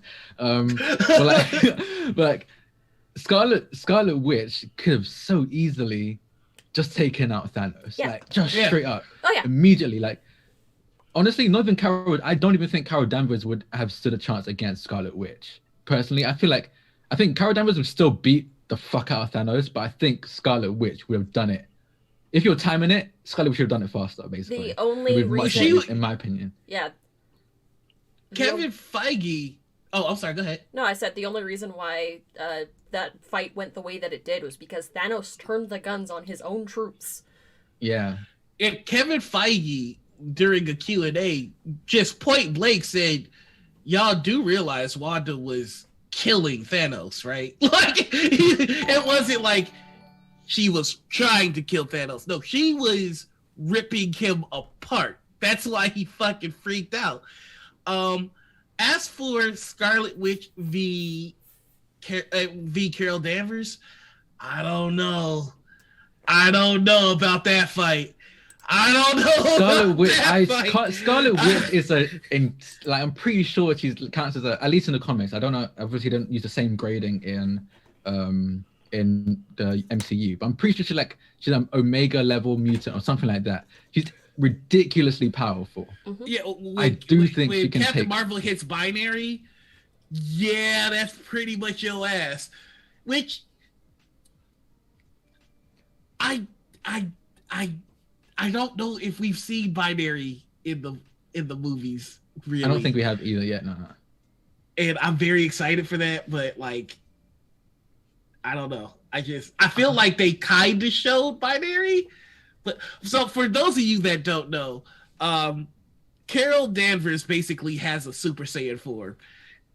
When she hits this form, that's your ass. like basically when Carol Danvers hits binary, she can choke slam the Phoenix and be like, bad. you'll do that no more. God, I love Marvel so much. it's fucking great. Yeah, it's your entire ass. Well, she used to have a different costume. Well, she used to have a lot of different costumes. Some more problematic than others. But Yeah. binary, like her She's skin had gets some red, plot her hooks hair that is have on been more fire. problematic than others.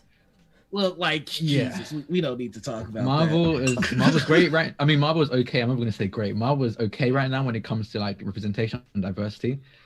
God, it was real bad in the comics, like early 90s. 90s. During the 80s, they were pretty okay. During the 90s, motherfuckers just needed to put pouches on everything and it got real white. Rob Liefeld, yeah. Yeah. That's his whole thing. My favorite Rob Liefeld character is the pouch.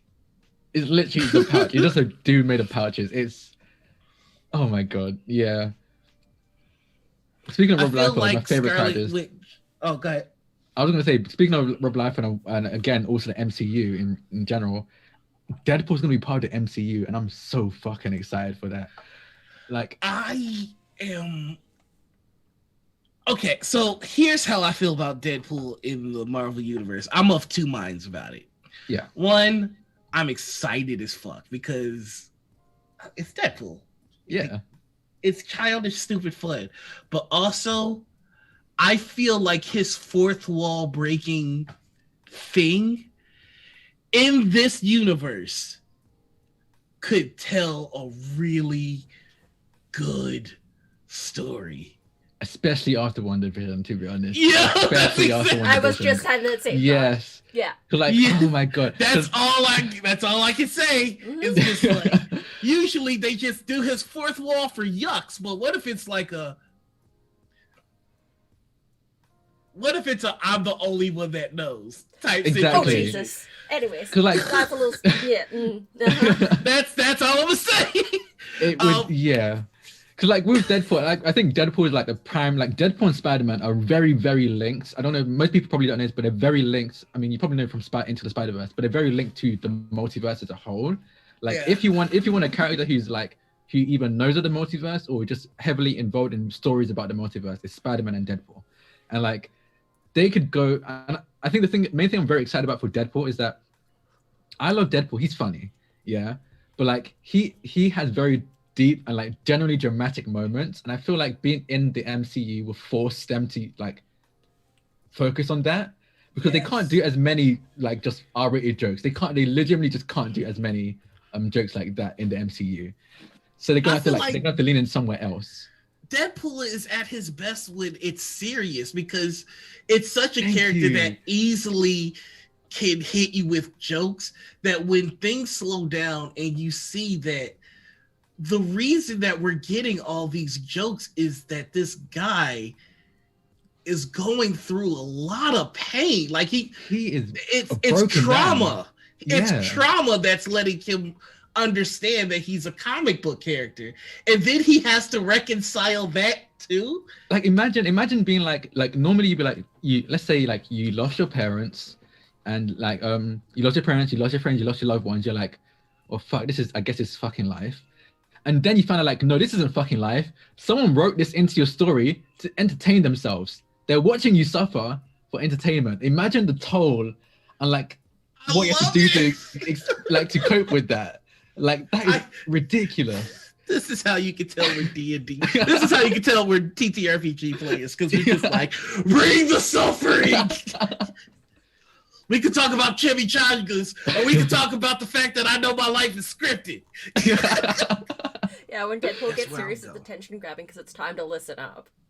Yeah. Exactly. Like he doesn't do that unless he needs to, and I think that makes it even like more gripping when he does. Let's see. Almost Face says, I feel like Scarlet Witch and Carol Danvers weren't thought about for the MCU, to be honest. Like the ass Joss wanted to make them weaker because they're females. So it is official that Joss Whedon wanted to introduce Carol Danvers during Age of Ultron, and Marvel said no. Thank God. Thank you, Yeah. Marvel. Thank you.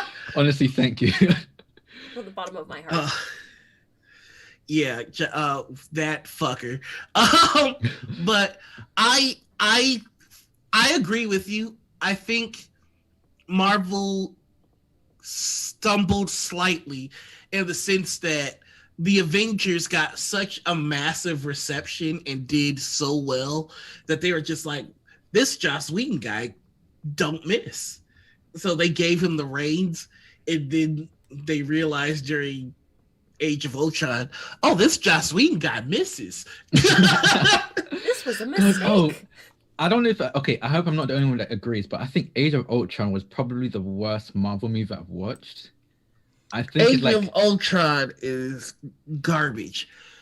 it's a prime example of a death that means like, okay, this is if you haven't watched Age of Ultron, it's been like, I don't know, like 5-6 years. I don't even know, but it's been a while. So like, spoiler warning, but why are you here? if the movie occurred during a phase we're not in any longer, we're talking about We're talking about it. We're Like, not even, we're just going in. Quicksilver's death was the most pointless and useless death I've ever seen in a Marvel or any media, in my opinion. Like the whole movie, you were seeing Quicksilver move so fast that bullets were moving in slow motion, and you're telling me that he couldn't dodge those bullets. Yeah.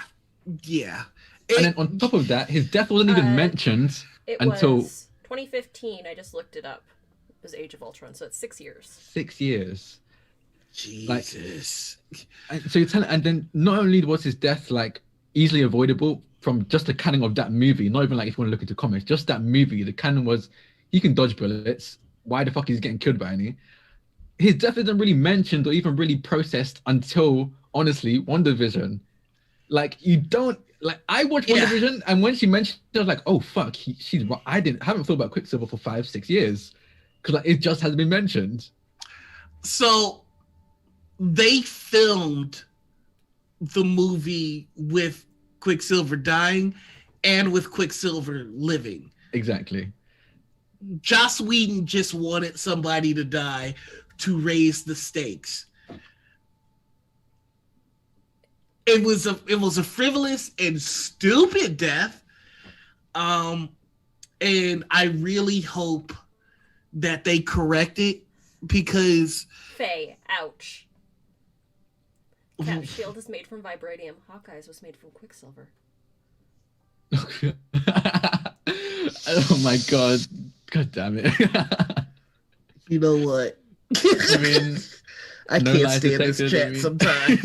I mean, can't stand this true. fucking chat sometimes.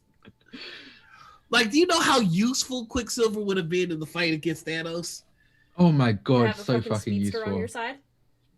Yo, the fucking gauntlet ends up in the van in a second. Immediately. That whole God. sequence is done. It's just, oh, we need to get it there. There. Yeah, don't use characters yes, for shock yeah, value at all. exactly. Badly. Yeah, well, that's the problem. Is that's Always. kind of Whedon's calling card. That and serially harassing his Employees. Yeah. Hey. Yeah. It really didn't add anything to the story. It added no spice. It was like eating bland chicken. I'm like, why? It was Why? so stupid. And like the fact that you're able to, because the thing is, he did record the movie where he survived, and it's not like he re-recorded like a whole hour, a whole 2 hours or something like that. He just made a section where he didn't die, and that didn't affect the rest of the story. Like the fact that you're able to make two versions of a scene, and both of them will not affect what happens afterwards or even movies later on, is proof that death was pointless. Shit, I didn't think about that. You're right, Faye. Also, the whole thing of the fact that the twins helped the Nazi and they're Jewish. Yeah, they're Jewish in canon, in Marvel. Yeah, they're technically like in canon. They're technically the children of I don't think they're biologically. I don't think they're biologically related, but I think Magneto like basically adopts them. I remember reading. I think they're actually his kids. Yeah. Okay. Canon. Like it's been changed so many fucking times. Yeah. Pietro Maximoff and Lorna Dane are all Polaris are all Magneto's bastard kids. Okay, yeah, that's it. Yeah.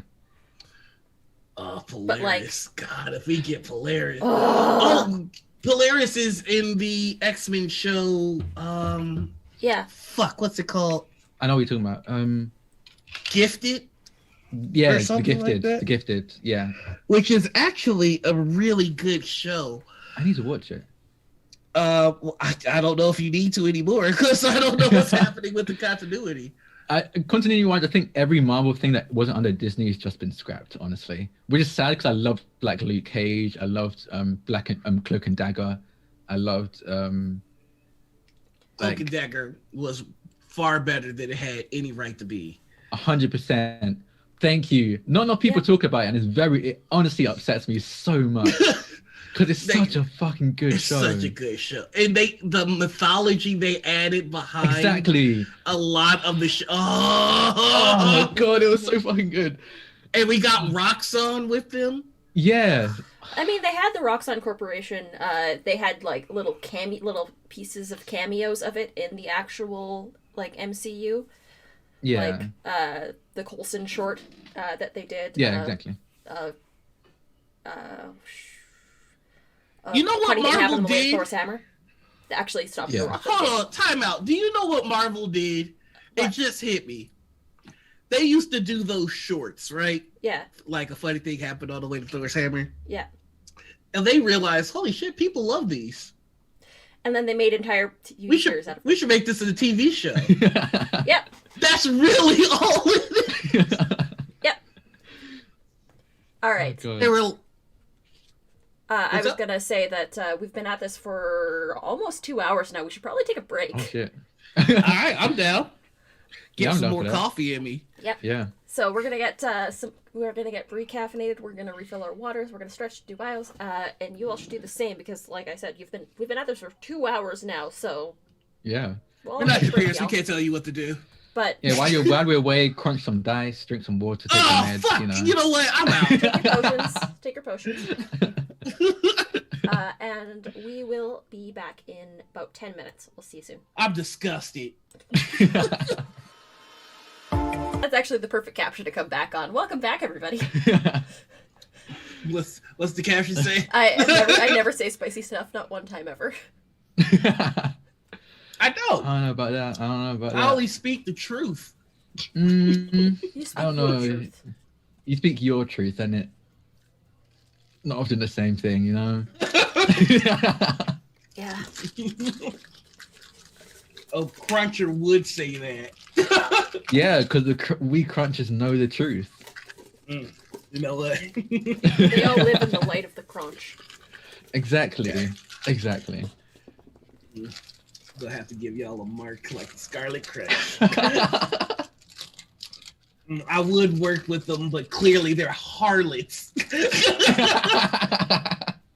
Just putting any old thing in their mouth. Disgusting. Hey, I mean, first of all, still clean it, guys. We're in a panorama. Please. Yeah. Please listen, clean your this dice. pancetta has been hard enough. Look, this Please. paralegal is exhausting. It's really exhausting. Like, clean your dice. If you're gonna give anyone your dice, clean it before you give it to them. Like, Yeah. I'm all for crunch, but I'm not here for passing COVID via So what are crunch, y'all? okay? What are y'all cleaning your dice with? I mean, I've got sanitizer. I mean, So that means you're putting sanitizer in your mouth when you chew on those dice. Sure. You why like not? chewing? You like chewing on sanitizer? You Why sick not? fuck. I mean, if it's alcohol based, I you got- can get yourself a good little high while you're at it. If you want to get high, Exactly. you smoke marijuana like the rest of us. I mean, I would, but it's very illegal here. You know? It's extremely. It's real illegal here. You started talking about Tiggle Bitties yesterday, Noir. I didn't start talking about that. That was Bree. I don't know why people keep accusing me of things that I didn't do. Just dish liquid. Well, I mean, So dish liquid, then you rinse it off. You rinse off your Yeah. plates after you wash them, right? Yeah, that's a good point. Yeah, or dish liquid. Yeah, and just rinse them off. Like Yeah, but I'm sanitizer's not on the go. licking the plate. Yeah, but you're That's eating the food gross. off it. You're eating the food off it. It's the same thing. It's the same I put thing. paper towels on all my plates You're disgusting. That's gross. Like, what are you talking about? What are you talking about? because I don't like doing dishes. Dishes suck, it's true. Yeah, it does. Actually, honestly, at this point, I've gotten to a point where I find doing dishes relaxing. I don't know what that says about me, but like, I just kind of zone out and just do the dishes. I kind of like doing them. Hope Tracy, I have to ask: are you Team Crunch Crew or are you Team Stop the Crunch? Those are the only options. I mean, they said that they're not eating their dice, but at the same time, Crunch Crew don't eat their dice. Eating is the process of chewing and swallowing. No, Okay, crunching is the process of we crunching. crunch. We just crunch them. Stop the crunch. Stop the I'm crunch. Stop sorry, the Tracy, I Crunch! guess. Yes. Thank you, Hope. You lived I- up to your name. You give me hope for humanity because these filthy crunches. They're all over the place. Damn dirty crunch. Goddamn Fine. crunchers. It's fine. Geniuses were called ridiculous and crazy in their time. It's fine. We crunchers will find will be known as the geniuses we are soon. Don't worry. How? Just don't. What? You'll What see. series of events could possibly wait. occur where Just scientists wait. are like, by God. Just wait. You'll see that some study will come out that shows that crunchers have higher IQ than stop the crunchers. Listen, that's just wrong propaganda. I certainly don't Who believe funded that?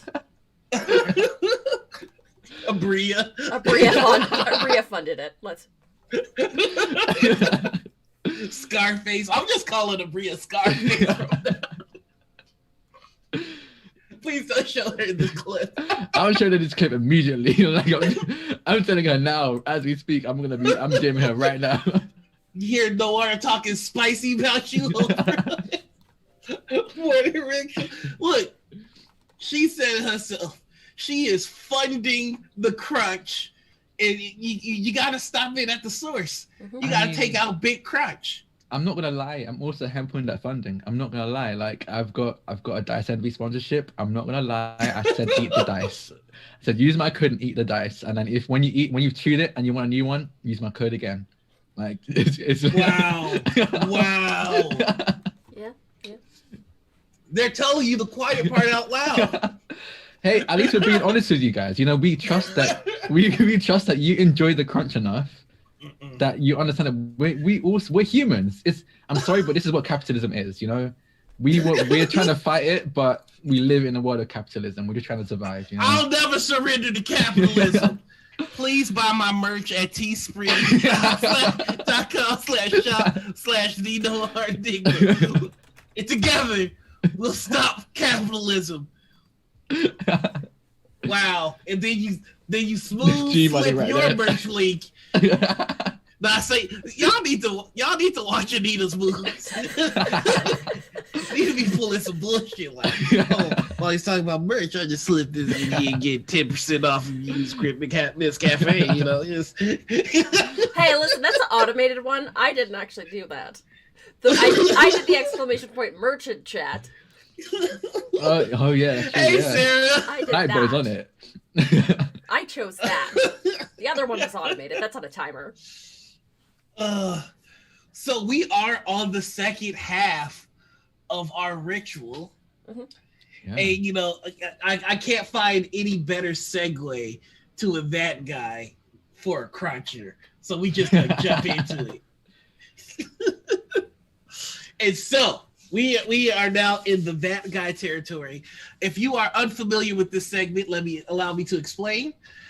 If you've been in the TTRPG community, chances are you've had the unfortunate experience of finding yourself at a table with a black hole of fun. Somebody who, if they were yeeted into the sun, you would find that your experience at the table goes up 1,000-fold. Unfortunately, these individuals are what I like to call that guy. We are chronicling the stories of that guy so that we can make a field guide so you can better maneuver your way through the TTRPG community and know how to identify that guy and deal with them accordingly. So, with that being the case, Jack. Yeah. You got the bad guy storage for us? I actually do. Like, believe it or not, I haven't been playing D&D or TTRPGs for very long. I think I'm just over a year of TTRPG experience in general. God damn. Yeah.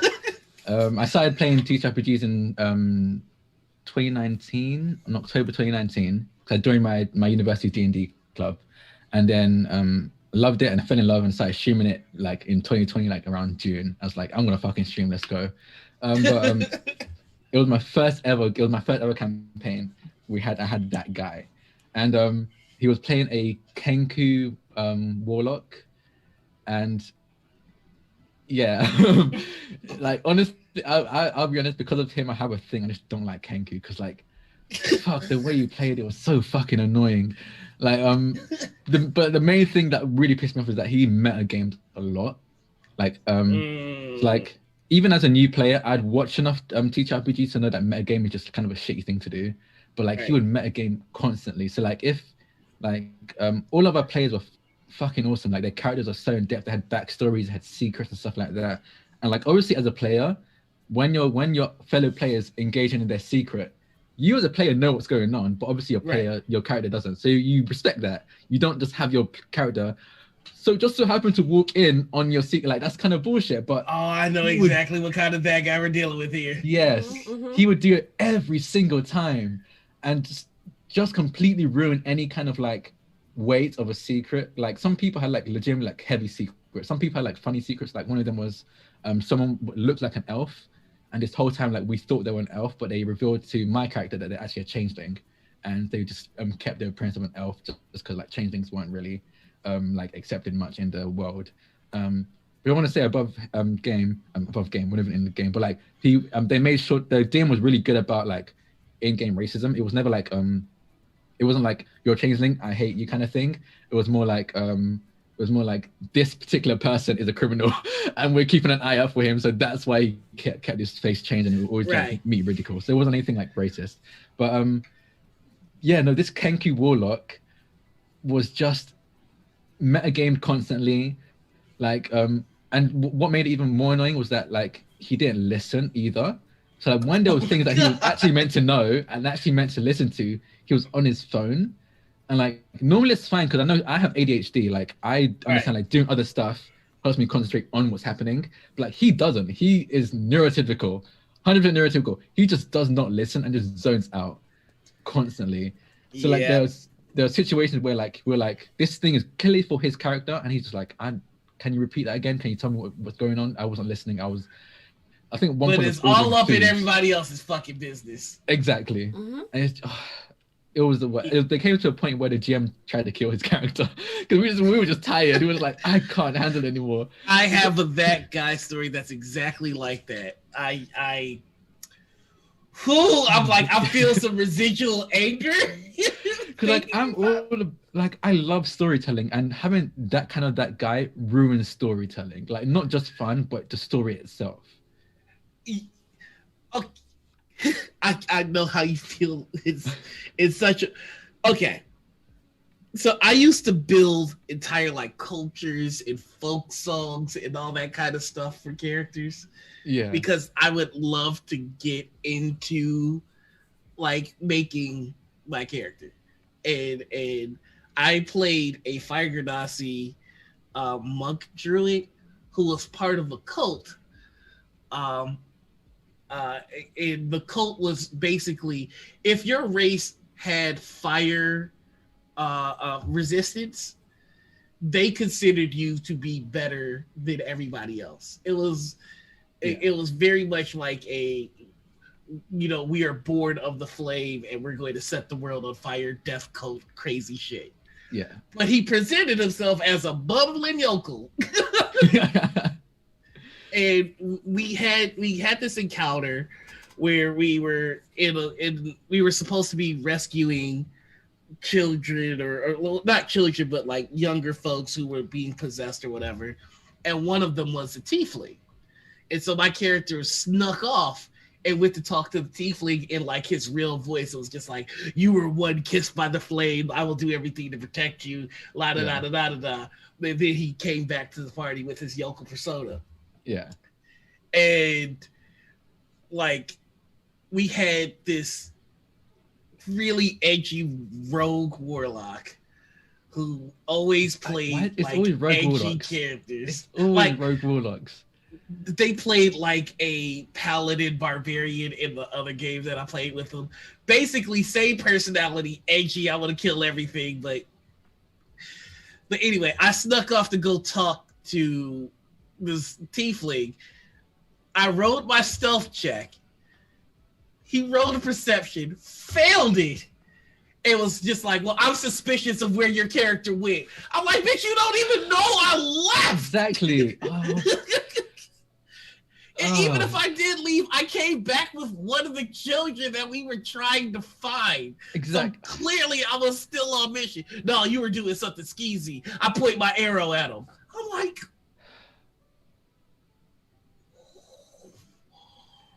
what? Metagaming is just the absolute worst. I hate it so much. Like, I honestly don't know what he wanted out of the game, because like all of the rest of the group were like heavy story driven. Like there was combat, but very few, and all the combat like meant something, and it Like the only way to the resolution wasn't always to kill them. You can capture them. You could like make them run away. Like it wasn't like a murder hobo kind of group, except for this one guy. So like he had a combination of metagaming, not listening when he needed to, and being just a straight up murder hobo. So like, oh god, there were times just in character. I almost feel like we're talking about the same person. I would not be surprised. I wouldn't be surprised if this guy just goes to everyone's game and just ruins it. Like it's just a thing for him. You ever play with somebody that it feels like every time their character does something, they hear an imaginary guitar riff in there? Yeah. Like, this is exactly the guy we're dealing with. Oh god. So what are we calling this one? The Secret Collector? I think that works, honestly. Yeah. Well, Secret Collector sounds too badass for this character, for this person. True, yeah. And they'll hear it and they'll be like, yeah, I'm the Secret Collector. Yeah, that's true. How about we call them the audience douche? Because they're always working with the knowledge that only the audience should have. I think people like that just want to be a part of everything that's going on. Can't really take a back seat in a scene or a story arc. But the thing, I agree with you, Ryan. The problem is, like, I've dealt with this kind of person as a GM and as a fellow player. And the problem is, like, when you're a GM, I created a storyline for this person, and they're just like, yeah. The busybody. Honestly, the busybody really works, yeah. Yeah, I like the busybody. The busybody. But yeah, like you try and give them a storyline, they don't give a fuck. But somebody else gets a moment, and they've got a like the fucking guitar solo comes in. It's honestly the worst. It's like having a nosy neighbor, but as a player. Exactly. Yes. Oh my god. Yes. Yeah. That's exactly. Can we change it to the nosy neighbor? The nosy neighbor. I think that's a better name, honestly. Yeah. The nosy neighbor. Yeah. Oh my god. It's because somebody drew a comic about this, which was just like. And they did it with like two birds, and the one bird was just like, "Okay, I'm gonna walk away from the group, to go talk to my patron," and then the other bird was like, "I'm gonna follow that bird." Like, why? Oh, the fucking why? Who does that? Like it's exhausting even thinking really about is. it, because it's just like. We killed him. I'll be honest, we straight up killed his character. Like immediately, like there was an explosion. We all did our deck saves. We passed it except for him. His character died. And so like we had to capture an enemy and interrogate them. And but the enemy had like a self-destruct, essentially a self-destruct kind of thing going on. So he self-destructed and took all of us out like to zero hit points. So we had to do death saving throws. I got a nat 20, so I got right back up, and our cleric got a nat 20 as well, so he got right back up. But the Kenku warlock didn't, and he fully died, and we only had one diamond for I think it's called revive or revivify or something like that. But we really needed we really needed the enemy alive, so we didn't revive. We need that information, so we didn't revive our player. We didn't revive the warlock. We revived the enemy up and just left the other to die. It was very enjoyable. I'll be honest. I'm pretty sure everyone at the table was like just felt a level of satisfaction. And the thing is, you try and work with them before it gets to that point.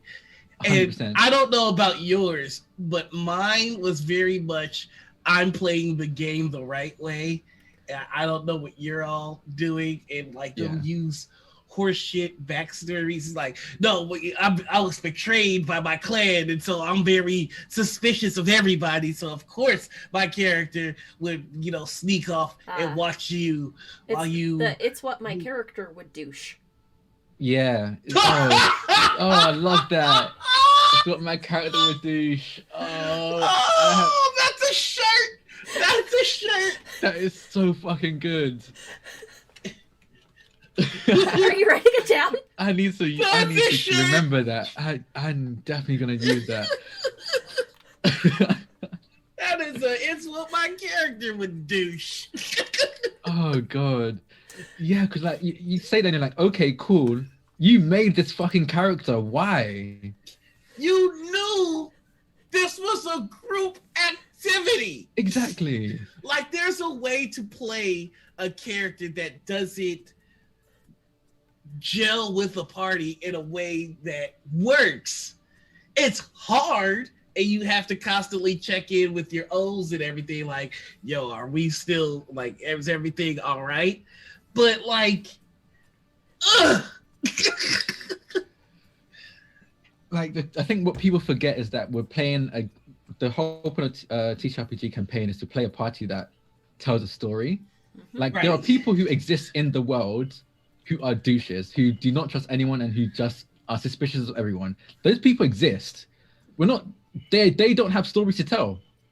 We're trying to tell a story, so don't plug that. Don't insert that person with no story to tell into the story because it just ruins everything. And this motherfucker would threaten everybody. Like, everybody.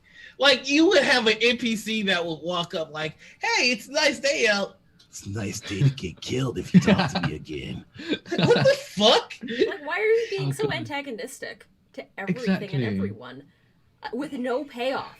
No payoff, because I Exactly. guarantee you there's not going to be a character arc where this character actually gains a heart and is redeemed. You just want to be a dick. Yeah, You're honestly, using they this as just an want to be a excuse dick. do that. It's just Like- an excuse. Like there's literally like there's a point where, so like you mentioned, like we usually try things before we reach the point where we just think like we should kill this guy, we should just kill that character. Like one of the things was that the GM like was gonna have them, so the warlock was part of a cult as well, and one of the cult leaders was coming approached him and was going to give him like a very important item that was key to his backstory, key to like the arc, and instead of just like accepting it, instead of just talking, he immediately threw Eldest Blast and just started fighting. Like just immediately, nearly died in the process again. Nearly killed me in the process because I was with him. And obviously, like I'm not gonna, if I see someone attacking my party member, even though above game I hate them, my character's gonna try to defend them. So obviously he tried to defend the warlock and nearly died in the process as well. And later on, found out that the whole point was that he was gonna get like a weapon that was going to be like key to his backstory, key to because he's one of the, I have nothing against Amnesia backstory, but like his Amnesia backstory was just lazy. Like he legitimately was like, I don't know, so I'm gonna leave it to you. And I think that's just lazy in my opinion. Yeah, I Yeah. hate that. I Yeah. was just gonna say there's two different kinds of amnesia stories. There's the amnesia story where you work with the GM to craft something interesting and surprising to you too.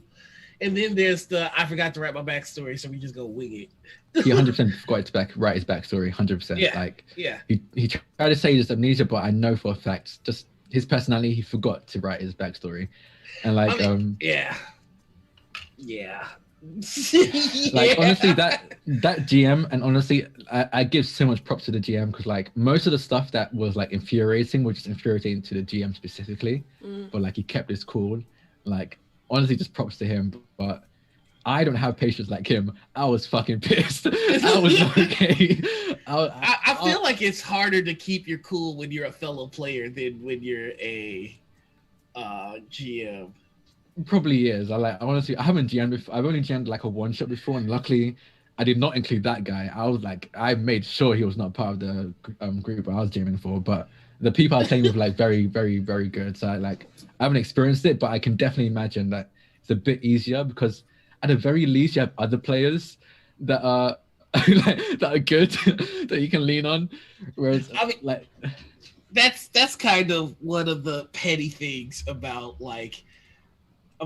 playing more and more games. Like I got frustrated with that, guys, and I'm just very grateful to be in a place where I can play with people that I know are invested into the Yeah. because it hits different when you're playing with a group that all wants to tell a story rather than one guy who wants to win.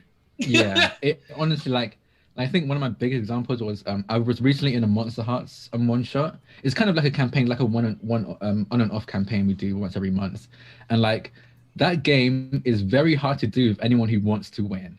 Like Monster Hunter is basically a PvP game. Like you're against your fellow players constantly, but like That you're game trying to tell is a so story. horny.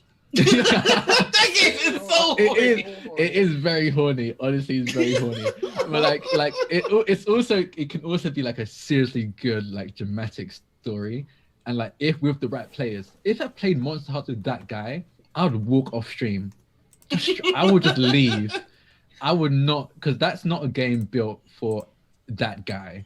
No, Like it's. Like, and there's a lot of sensitive shit. Like I would be very careful with who I play Monster Hearts with. Yeah. Because I was playing with some really good friends that I really trusted. So like that was the only reason why I was even with safety remotely tools in comfortable to place. play. Yeah. Like have you played Urban Shadows? No, I need to. It's on my list. Oh. Urban Shadows 2 is on the way out too, and it's really good. Oh, okay. It's more of like Powered by the I'm gonna write it down. Apocalypse, but it's like magical realism, modern setting. I love. Okay, yeah. I need to. That's just okay. So I love fantasy. Like from the bottom of my heart, I love fantasy. But I want something like in modern times. Like I want to be in a Urban cab Shadows. casting magic. Cause like exactly, yeah. I want to be able to cast spells through my phone. You know, like I'm fine with like wands and stuff. That's fun. Dealing with dragons is cool and stuff. But like I want to deal with I want to be in the middle of a city. Speaking of like modern shit, you are a stretch goal in the End Times Kickstarter. How did that happen? It was okay. I honestly don't know, because the thing is, I was talking to my friend Liv, and if you follow me on Twitter, you probably know this, but like I'm always tweeting like random ideas for TTRPG campaigns or systems. I just come to mind like I don't have time to write this, but I'm gonna just tweet out about it. And I was like, one day I was like, I'm just gonna write something. So I started writing a TTRPG, like a one sheet TTRPG. And then while I was writing, I was like, I got hit up by someone from Cubicle 7. They're a TTRPG publishing company, and they were like, "Hey, we heard that you want to write a TTRPG. We're doing like freelancer stuff." I was like, "Yeah, sure, I'll get into it." And I started applying, and I realized that they wanted like past work, and I hadn't even finished my one pager, and I hadn't written anything else. Yeah. So I was like, "Oh fuck, I need past work for this." So I went on Twitter. I was like, how do I go about starting writing teacher RPGs? I don't know where to start. Everything needs past experience, and I don't have any experience. And I tweeted that out. And the moment I tweeted that out, I started getting hit up with like a bunch of friends saying like, "Hey, I'm gonna steal that tweet. I'm gonna tweet that out immediately after this show." So I started getting hit up like Banana Chan hit me up. Penny for a Tell hit me up. Penny for a Tell who actually hooked me up with End Times. Mitch. So yeah. So they're like, "Hey, we got this Kickstarter. First of all, are you even interested in it?" So I looked it up and I was like, time travel? Fuck yeah. Me, I fucking love Doctor Who. I love anything time travel. I'm right here for this. So like they just were like, "Sure, okay, cool. Here you're now a $10,000 stretch goal." I was like, fuck, okay. I guess I'm here now. I've never written a teacher RPG before. It just happened. Yeah, I find myself in a situation kind of like you, in the sense that I am running End Times for a horror convention, and so learning this system and everything, it's intimidating, but yeah, just kind of end up places. Yeah, it's wild. I'm very grateful for it as well, because I know not many people can be like, "Hey, can I write for you?" And they'd be like, "Yeah, sure." like not many people have that kind of luck or like privilege. Honestly, it is at this point privilege. I don't know what else to call it, because like it's wild. I mean, but how do you feel about the space that you've created for yourself in the community? Because I mean, your name rings bells, bro. Like people know you. I honestly think about that sometimes, and I don't know what I did. I don't know what I did to get here. I'm immensely grateful, and I won't lie. Occasionally get imposter syndrome because I legitimately don't know what I did to get here. But like, That's very cool. common. Yeah, it's honestly really cool because like I started playing TTRPGs like just over a year ago, but I've been watching TTRPGs for quite a while. So like people like Abria, people like or B Dave, people like Vanna, to be honest, who's I'm on TTRPG with, I'm playing a campaign with. Like all of these people, I was just watching them. I was just like to them, I was just a name in chat. And then now like I'm a face and like an actual personality that's often on their streams. It's it's honestly fucking ridiculous. It's wild to me. Like especially This is- Abria. Like especially Abria. Because like She's Abria, so sweet. she's so sweet. And the thing is like, I'm not gonna lie, I think I've told her already. I've said it many times. She is my role model. She inspired me to start actually playing. Because like for me, I had like two stages of getting into TTRPGs. I had a stage of watching them, and my first ever TTRPG was on Geek and Sundry and was Foreververse. Ivan von Norman's Foreververse, and then Eric Campbell's Callisto 6. Oh yeah, And Callisto that 6 is got good. me into it. Yeah, that's what got me into TTRPGs. I started But following it you for didn't- your Cypher System tweets. Yeah, the reason why Cypher System is a big thing for me is because Callisto 6 holds a really close place in my heart, because it's when I realized I love TTRPGs, and also it's a superhero TTRPG, which I don't know if you noticed from my like 2-hour rant about Marvel. We love we love superheroes. Yeah, we love super Like punks. that. Yeah, so Cyber has like a really, really close, like dear place in my heart. Like I refuse to play with anyone unless I know for sure that it's gonna be a good game, because I don't want it tainted. You know? So like yeah, Cypher. And after I think I made like was it the X-Men? I made like X-Men builds of in Cypher. I made like Cable using the Cypher system. I made I think I made Deadpool using the Cypher system. I made Rogue. I think I made Falcon as well. Like I just made a bunch of Marvel characters using the Cypher system. And that's the thing, is But you could make that system's just so freaking versatile that you can do Yeah. anything with it. I still have yet to play the Cypher system. It's really good. It's honestly really fun. Like I want to real bad, but it's just like every time I get ready to play the Cypher system, something happens. Yeah. Yeah. honestly same. Yeah. Like I was It was gonna be in just another campaign. I was gonna be in a Cyber System campaign. I'm in one now, but before that I was gonna be in a Cyber System campaign. But then I found that the channel that I was gonna be on was very ableist and racist. So I was like, I'm not like the players I was with were fucking amazing. They were the sweetest people ever. But like the person running the actual channel was like was racist and ableist. I was like, yeah, I can't. Yeah. I can't. I don't want to be associating that kind of energy with this game. I mean, and that's the other thing about navigating the space is like there are some bad actors that you have to account for, and it gets a little it gets a little much sometimes. It really does, yeah. But yeah, like no, yeah, the space I covered is wired to me, honestly. I was talking with Liv, and they said it's a very Capricorn thing on me to do. I'm not really much into astrology, but she really is. And apparently, like the fact that I got into TTRPGs and immediately was like, I'm gonna start my own channel. Like I'm gonna start my own. I'm gonna start my own channel. I'm gonna produce my own stuff. Like now that I'm into this, I'm gonna make this a business. Kind of thing. Like I mean, and the thing is, like, your channel has immediately hit.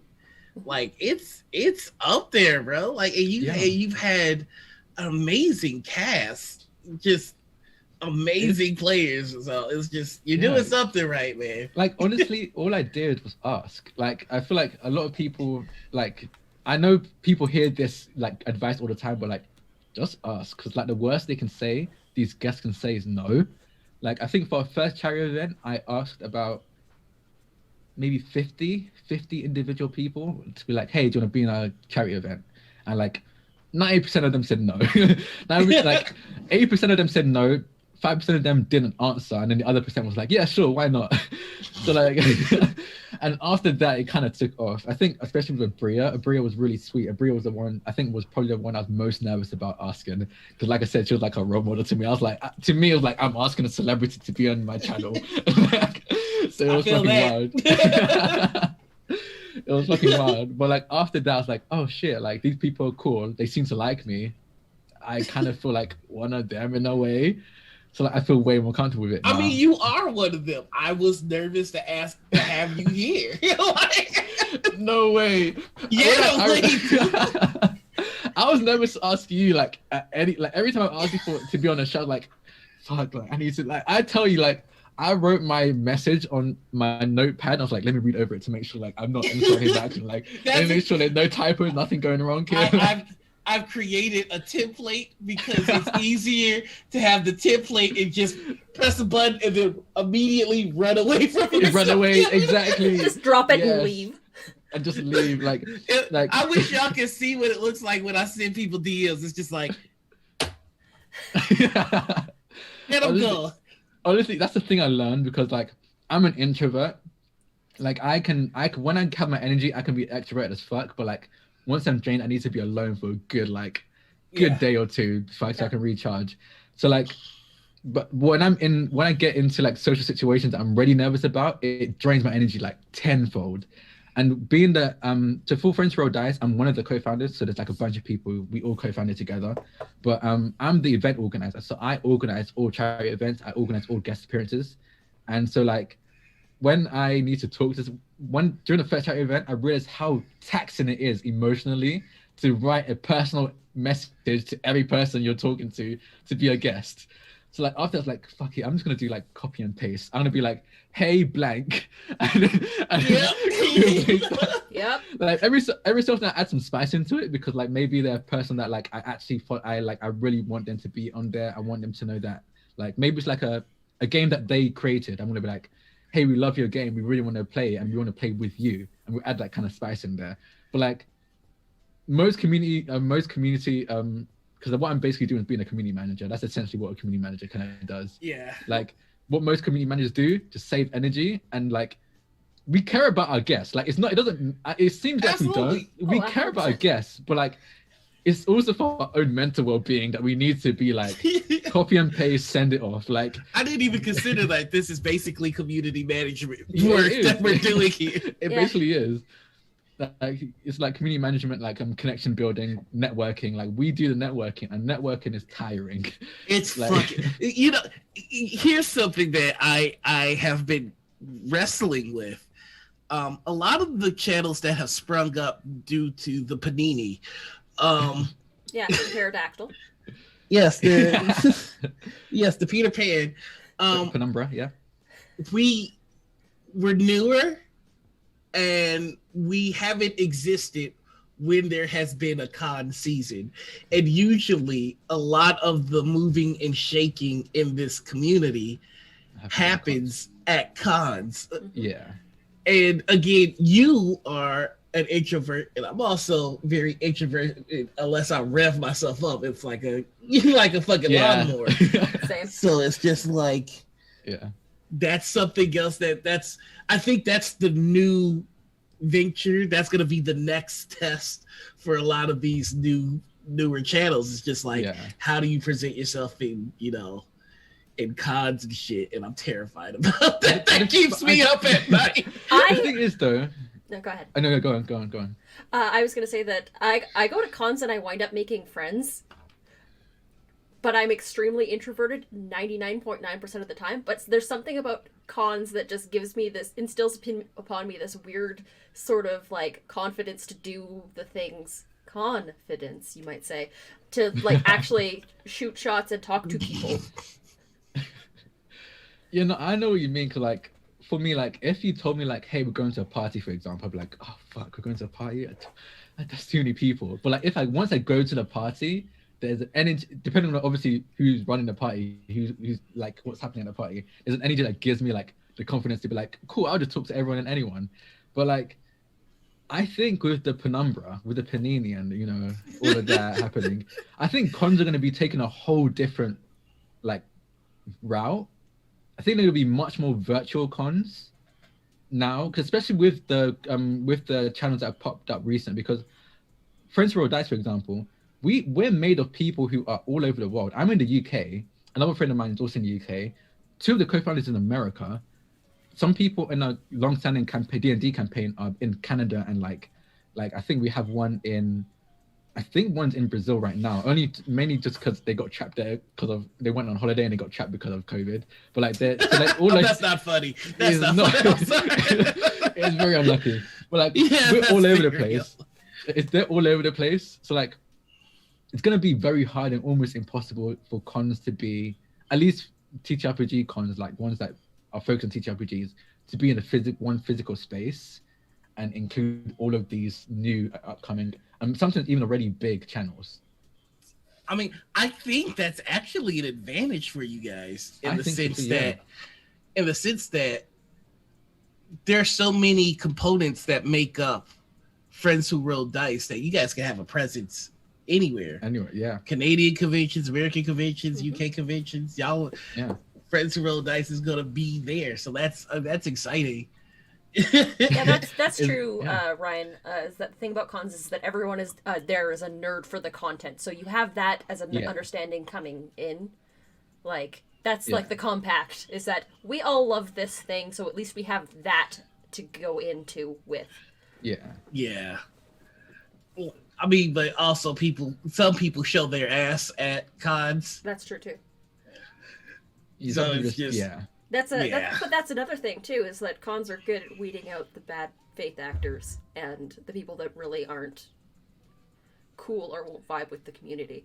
Unfortunately, as that is. So after every community after has the them, Pandora, we're gonna probably see some people at conventions and a couple more channels that get weeded out. Yeah, there's definitely be like a it's a weird way to say it, but it's going to be a mass culling for sure once they're... yeah. Yeah, after the cons, yeah. And I'm not looking forward to that, I think. It's just, I mean, because, you make friends with people and, really online, you really only know about, like, 10 to 20% of what a person actually is. Because you see what they present themselves. Right. Yeah, and exactly. It's just like when you're in a physical meet space together, like you get to see the whole, and exactly. Yeah, it's very different. I'm not looking forward to I'm not looking forward to finding out who's secretly racist. Yeah, like it's. I mean, we need to weed them out. I'm happy about that, but I'm not happy about the process of it. Like I just want it to be done. The culling. The Peter culling. I just want to say thank you to Anita and Noir for making such a wonderful community. I don't think y'all know how much you've helped people find it. Oh, Faye! I love you. You're the best goblin. True, yeah. You're my favorite Scottish goblin. Bah. Oh, sorry. That's what I have to say to that. Bah. Hey, where's this lovey-dovey energy coming from? Fuck that noise. Prepare for combat. I'm not fighting the cat, though, because I can get some support today when we go up against those other duos. Noir, I'm trying to be nice. We can fight later. Oh, God. So let me ask you this. What would you like the next 2 years to look like for you and for Friends Who Roll Dice? Like, what's the goal? Like, if you could move the needle. I think for me personally, because I'm the co-founder of Friends Who Roll Dice, but also if you know my schedule, I rarely actually stream on it. Like I'm usually behind the scenes. I'm usually streaming on everywhere else. Like for me personally, I would like to be in I want to be in a big stream that isn't D&D. Because like I love D&D. It has Wizards of the Coast has so many problems. I cannot deny that. Like they have so much to work on. Even the game itself has so much to work on. But it was my first love, and I still really enjoy it, especially with the right people. And right now, those are the biggest streams I've ever been in. Like mine is Gen Con, but that's Gen Con. So like yeah.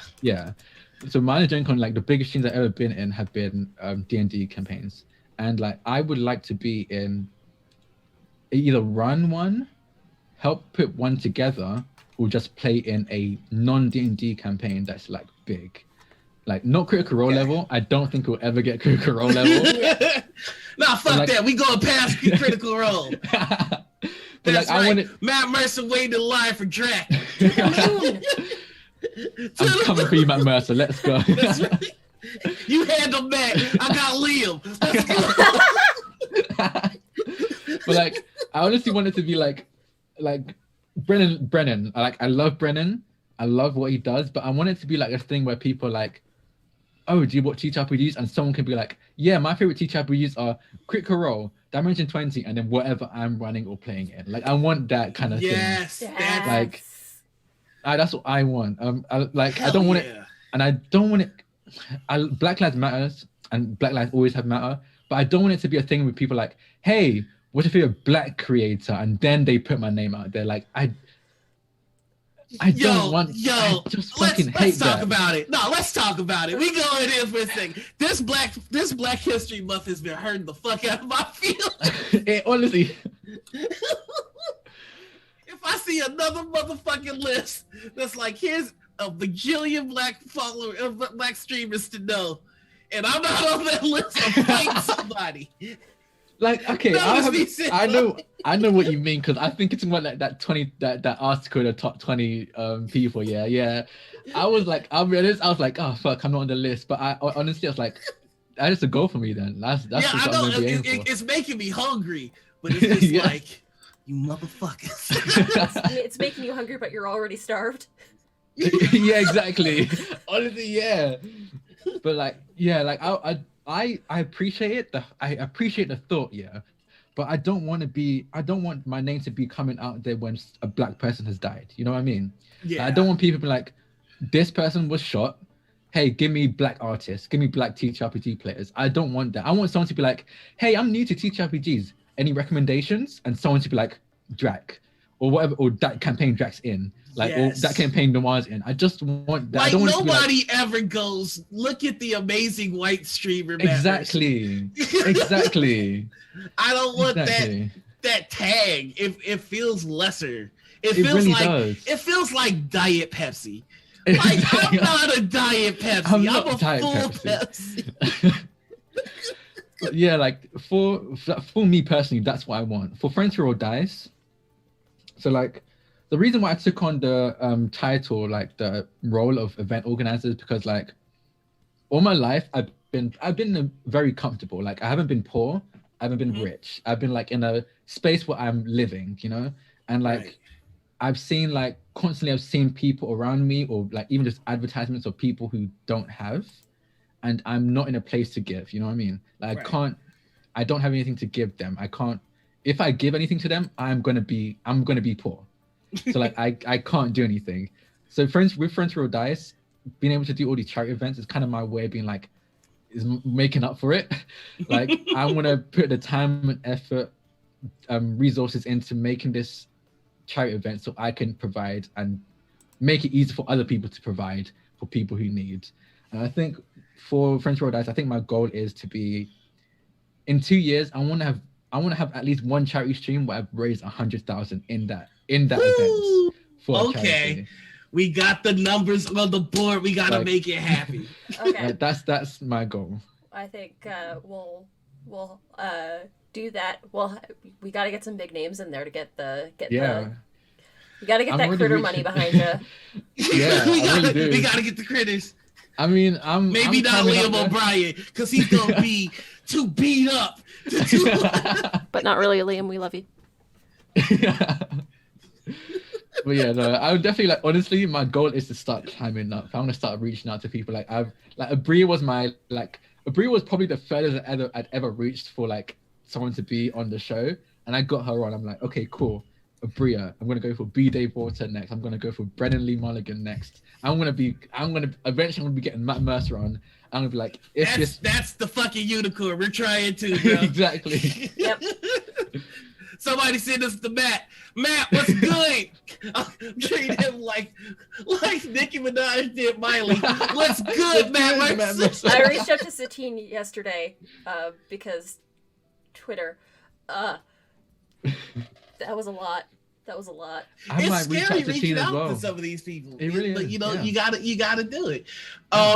So let me go back to like your version, like your show, like the show that is on par with Dimension 20 and Critical Role. Let's talk about some of the components that you would want in a show like that. First off, we're talking non D&D. That's off rip. Yeah. We're looking for either a modern or future setting. So I have already been working on a lot of stuff behind the scenes for a show that I wanted to do. Whether or not it's going to happen is still up in the air because the people I'm working with, they're new to teach RPGs as well. So like it's kind of hard like trying to get them invested in this thing when they don't actually know what this thing is. But one of the things that I'm going to do, and it might seem like a very juxtaposition to what I just said a moment ago, but it's going to be all BIMPOC. It's going to be people of color, 100%. I am. That. If you follow me on Twitter, if you don't follow me, you'll see I'm all about people of color representation in TTRPGs because that's what got me into TTRPGs. Seeing Abria play in her a campaign and seeing her being fucking badass, I was like, holy fucking shit! I need to do this. Like this is a place for me. This is a place for Black people. So I'm going to do this, and that's how I started streaming. So like, I want to be able to do that for other people. Yeah. And so like, if my dream would be like a big all people of color stream, and if I can, I want it to be attached to an IP, like an actual like legitimate like. If I can get attached to Marvel, that'd be fucking great. If I can get attached to like something in DC, fucking great. Like I want, even if it's something as small as like Doctor Who, because like it's way more conceivable for me to reach out to like the BBC and be like, hey, can we make a Doctor Who campaign? Use some of your assets and like have you sponsors and stuff like that. That's my goal. I like that. That's one of the things that I've been learning is you gotta reach out to community managers. Like find a brand or a company that you like, tell them about the audience that you've built, and shoot your shot because every now and then you might get something, or you might just get told to fuck off. And if you got a face like this, you're used to it. No man, come on man, you're beautiful. You're beautiful. But yeah, no, like because I've been working on stuff like so like I guess I can say it because like I don't think she'll mind, but Adorned by Chi. I don't know if you've heard of Adorned by Chi. I am not familiar. So it's a brand of like they sell like anime and like very weeb centric outfits, but specifically geared to Black people. I'm gonna need a link. Yeah, I can send the link. She's really is so fucking good. I love everything she's producing, and she made a manga, which is based on, it's a magical girl manga, but based on Nigerian gods. So you're given powers by Nigerian gods instead of like fucking Sailor Moon or the planets or whatever. And I've been in talks with her because I want to do a magical girl like Glitter Hearts campaign in her world, in her IP, with an all people of color cast, and that's what I've been working on. That would be sick. Yeah. That's one of the things I've been working on. Another thing I've been working on. Have you nailed down the system that you want to use? Because that 100%. Okay, because I was gonna be like, that sounds like it'd be good with City of Mist too. Yeah, I'm thinking City of Mist or Glitter Hearts. I'm thinking Glitter Hearts because I already know the creator of Glitter Hearts. We have a good rapport. I've had him even on Friends Roll Dice at some point. So like, and there are some things I would like him to maybe write specifically for our show. So like if I can get like some show specific stuff from him, and then we can like some story beats that can provide story beats, like straight up supplements that we can sell as well. So like so that we can, because there's another thing that's part of my goal for Friends Roll Dice is that I want to be able to pay my cost. Like I'm all for, like, I personally, if the people I'm playing with are great, I will play for free, but doesn't mean everyone else should. And I feel uncomfortable asking for anyone else to. So like, that's the dream. I want to be able to pay. I want to be able to pay my cost. So like, if I can get stuff like that, if I can get sponsorships, if I can get like a written supplement for that game specifically and be selling those, and being able to use it to pay my cast, that would be ideal. Like and people don't understand. Like it. Well, I'm not gonna say people don't understand, but it really is a Herculean task to start a stream and get it profitable enough to make sure that everybody is paid. So like, yeah, it takes a lot of work. It takes a lot of maneuvering. It takes a lot of networking, which is exhausting. Like that's kind of the reason that Lonely Thrones, the show that I'm running, has been like on hiatus a little bit, just because I just want to lock down the sponsors to make sure that I can put something somewhere for people, Yeah. So I nothing but respect for that. Yeah. Because getting sponsors is not easy. Yeah, getting sponsors is not easy, and also getting sponsors doesn't immediately make you able to pay cast as well, because it sponsorships are great, but they don't give you much. Like they don't often give you much.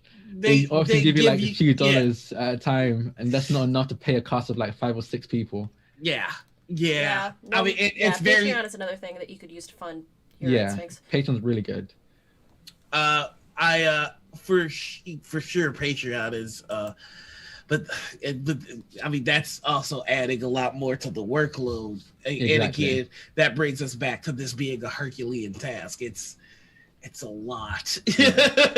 Like with Patreon, you have to do stuff for you to get anything, to put anything out there that's worth people paying for. You have to do it for free first in Patreon, because like you're gonna have to buy your own equipment to put these like content that you probably want people to pay for. So you have to buy that first.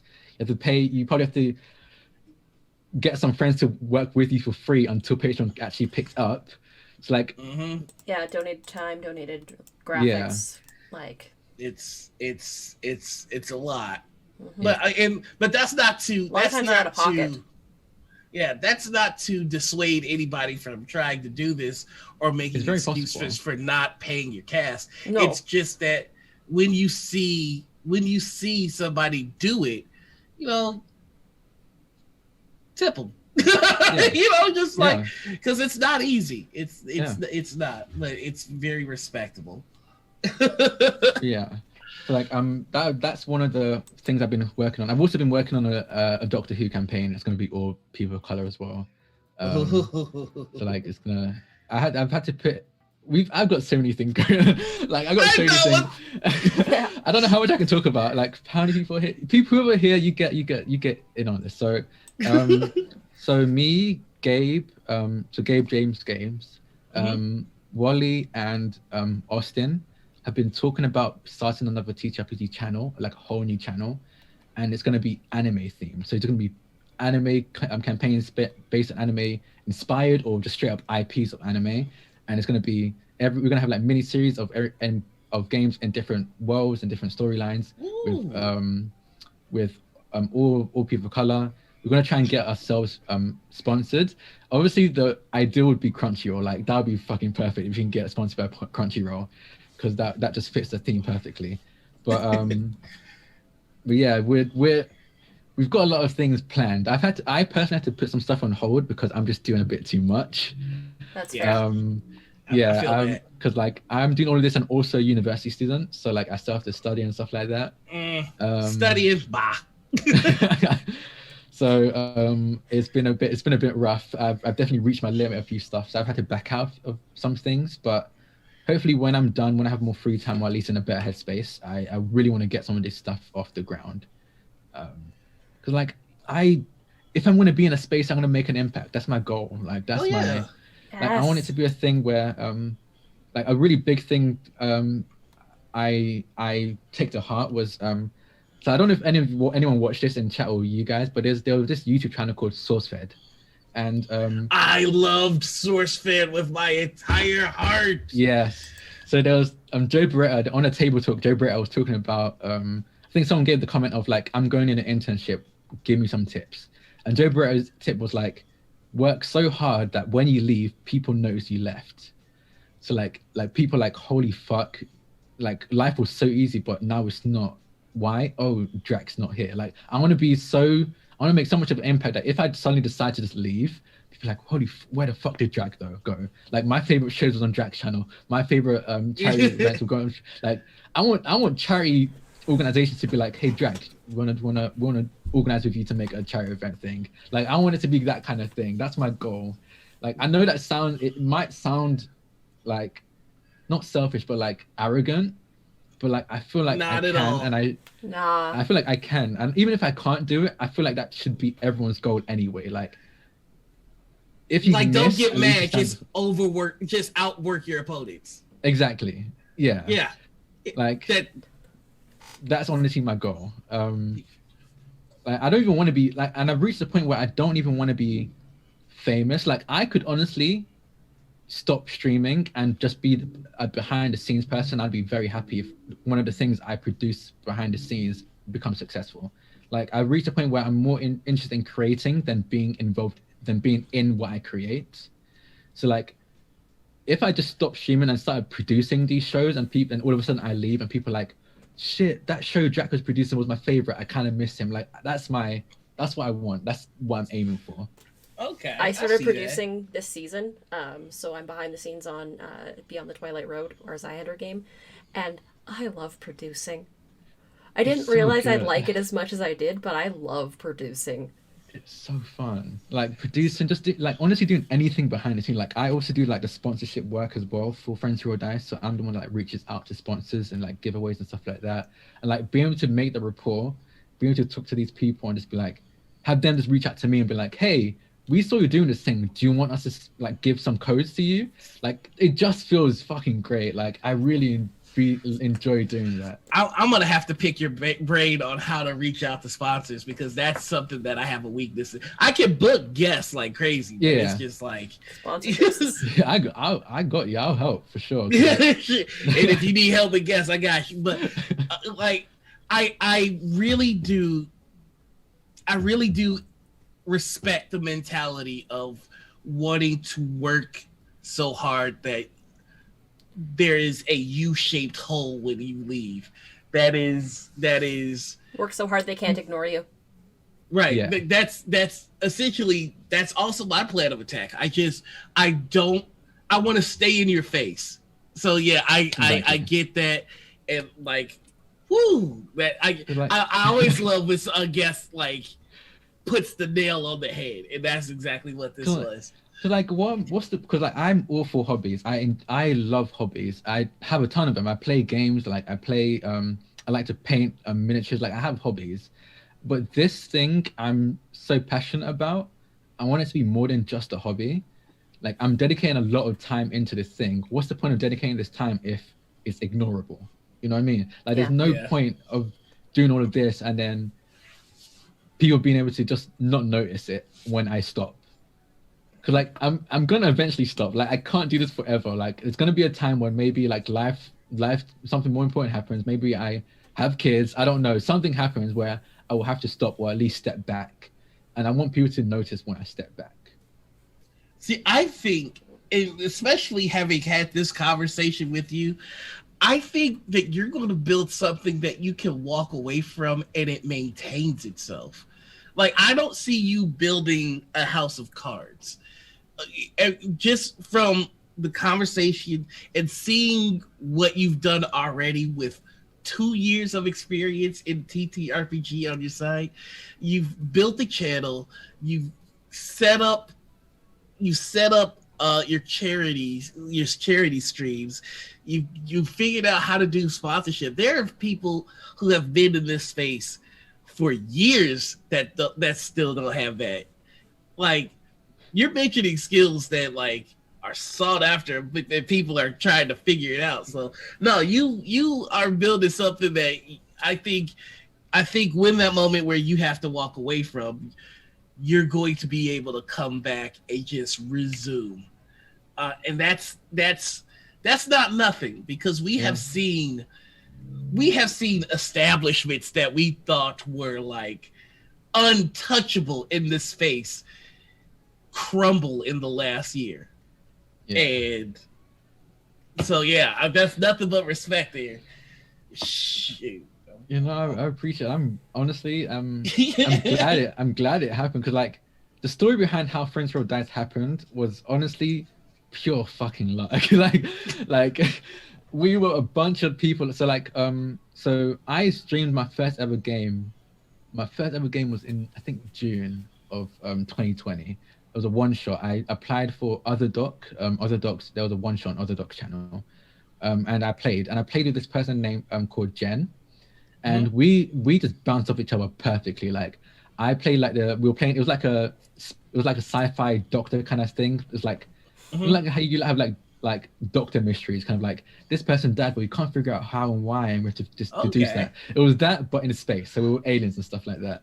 But my character was like a brilliant genius who was just very insecure, whereas their character was like a very in-your-face kind of person, like I know what I'm talking about, listen to me kind of thing. And we bounced off each other so perfectly. And Jen was like, I need to play with you again.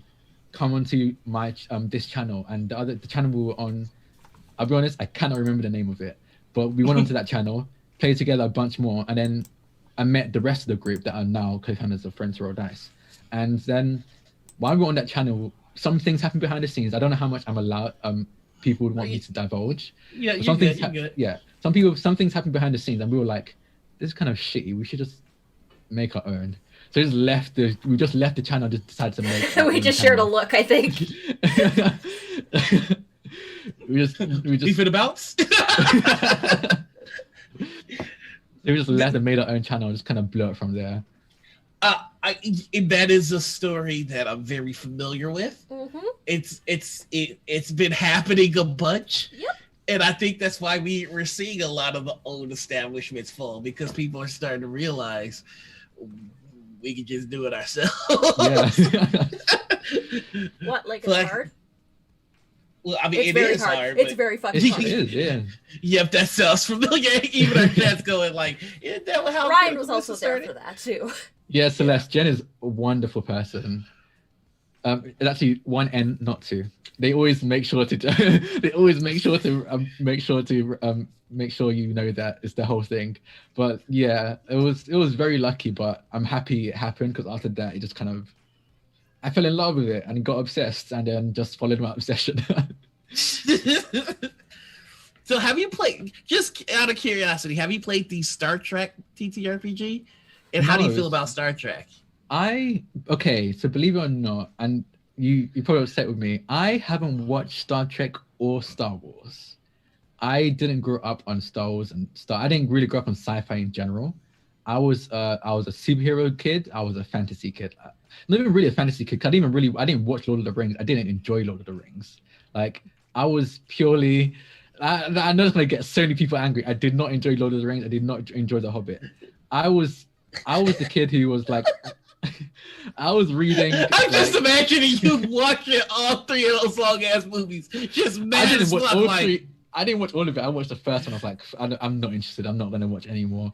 But like, I was the kid who was watching. I was reading Percy Jackson. I was reading like Artemis Fowl. I was watching every Marvel cartoon I could find. Yeah. I was reading every Marvel comic I could find. Like, that was my kind of thing.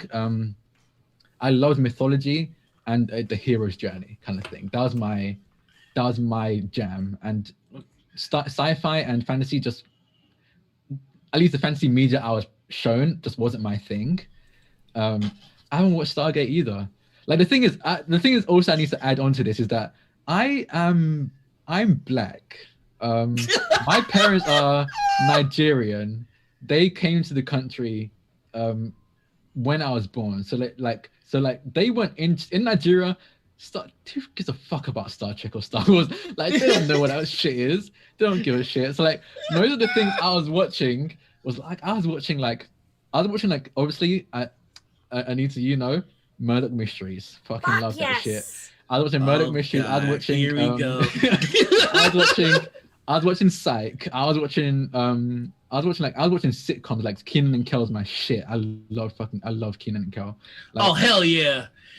Shout out to Keenan's new show. I'm so proud of him. Me too. And then leaning over to the more Nigerian side, I was watching like Nollywood movies. Monk.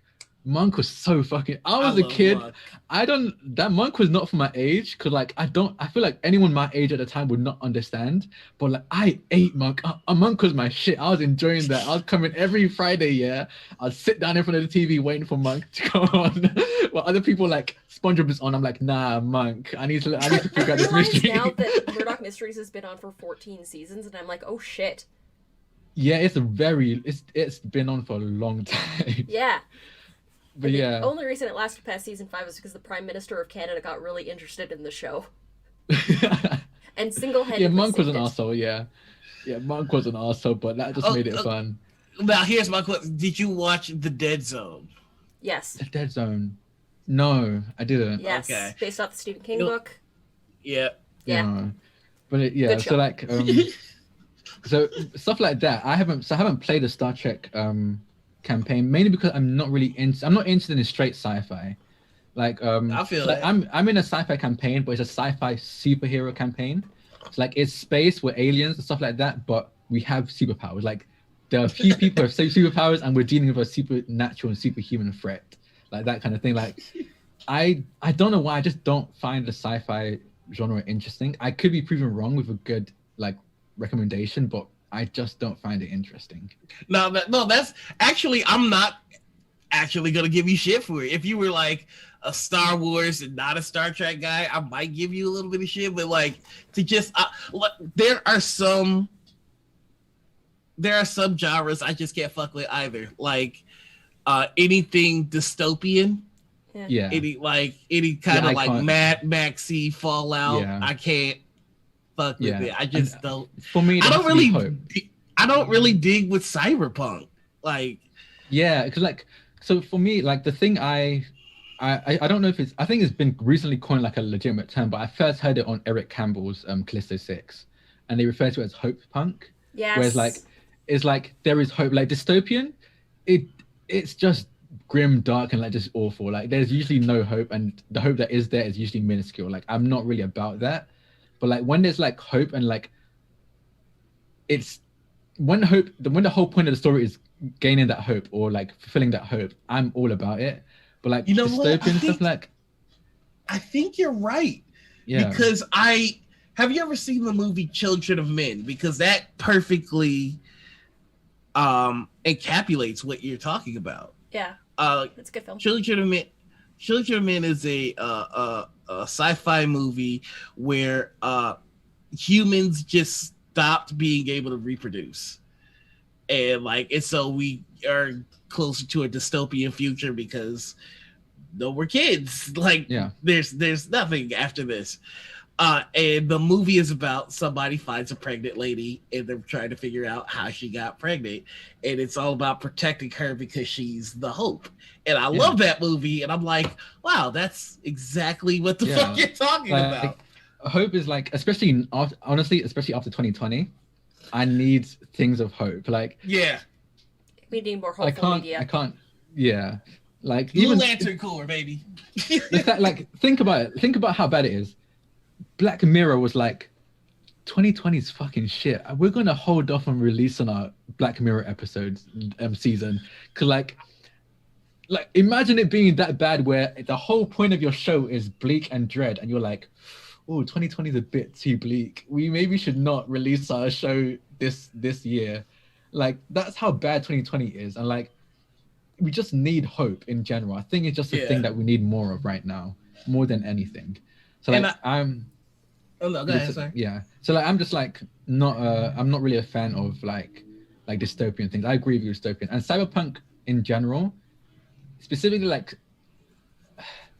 I don't know, there's like for some reason I find it easier to imagine a wizard casting spells than an android hacking into the matrix. Like I don't know why, but I just find it easier to imagine that than like androids hacking into whatever matrix, whatever. And it just doesn't jive with me for some reason. Now I'm curious. Have you seen The Matrix and what did you think of it? I thought The Matrix. So I enjoyed The Matrix. Mm-hmm. I thought it was fun. I wouldn't play a campaign based on it. I wouldn't play in a game based in that world. That's fair. That's fair. Yeah. You know what? I can't. I tried to play every Matrix video game they came out with, and they're all trash. There are some things that are great in movies and like TV or shows and media that just don't translate over into like games or TTRPGs. No, Like you're right. yeah. Oh, I'm trying to. I feel like Star Trek is too on the other side of it. Star Trek is very much. It's too on the side of hope. It's like everything worked out. Yeah. Yeah. Everything. We past don't have is any shit. more problems. We had a third world war, but everything's a-okay now, and we live in a Yeah. post-scarcity economy. Wait, but- we had in Star Trek. There was a Third World War. Yeah. Yeah. The eugenics wars I heard about that, yeah. happened in like 1996, according to Star Trek canon. That's where you get Khan Noonien Singh, because the eugenics were people that followed eugenics and were like perfect people, like stronger, faster, smarter, and they decided to take over the world government because they thought themselves better than everyone else. And then once they lost and the world kind of got nuked, they went off into space, and that was the episode Space Seed in Star Trek, the original series, where you first meet Khan.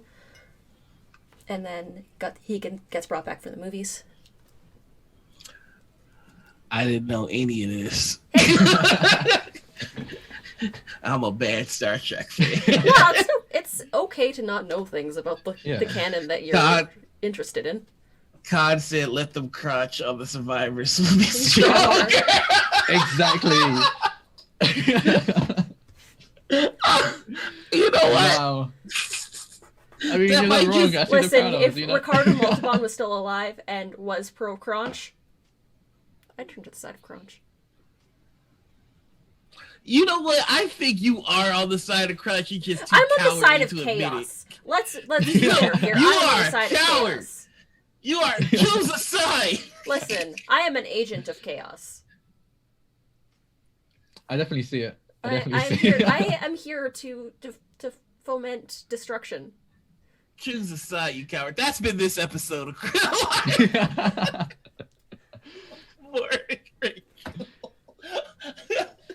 How about it? You guys ready for a sign off? Oh yeah, we Yeah, can do all we right. could. We're 3.5 hours in. We can get ready to do our outros.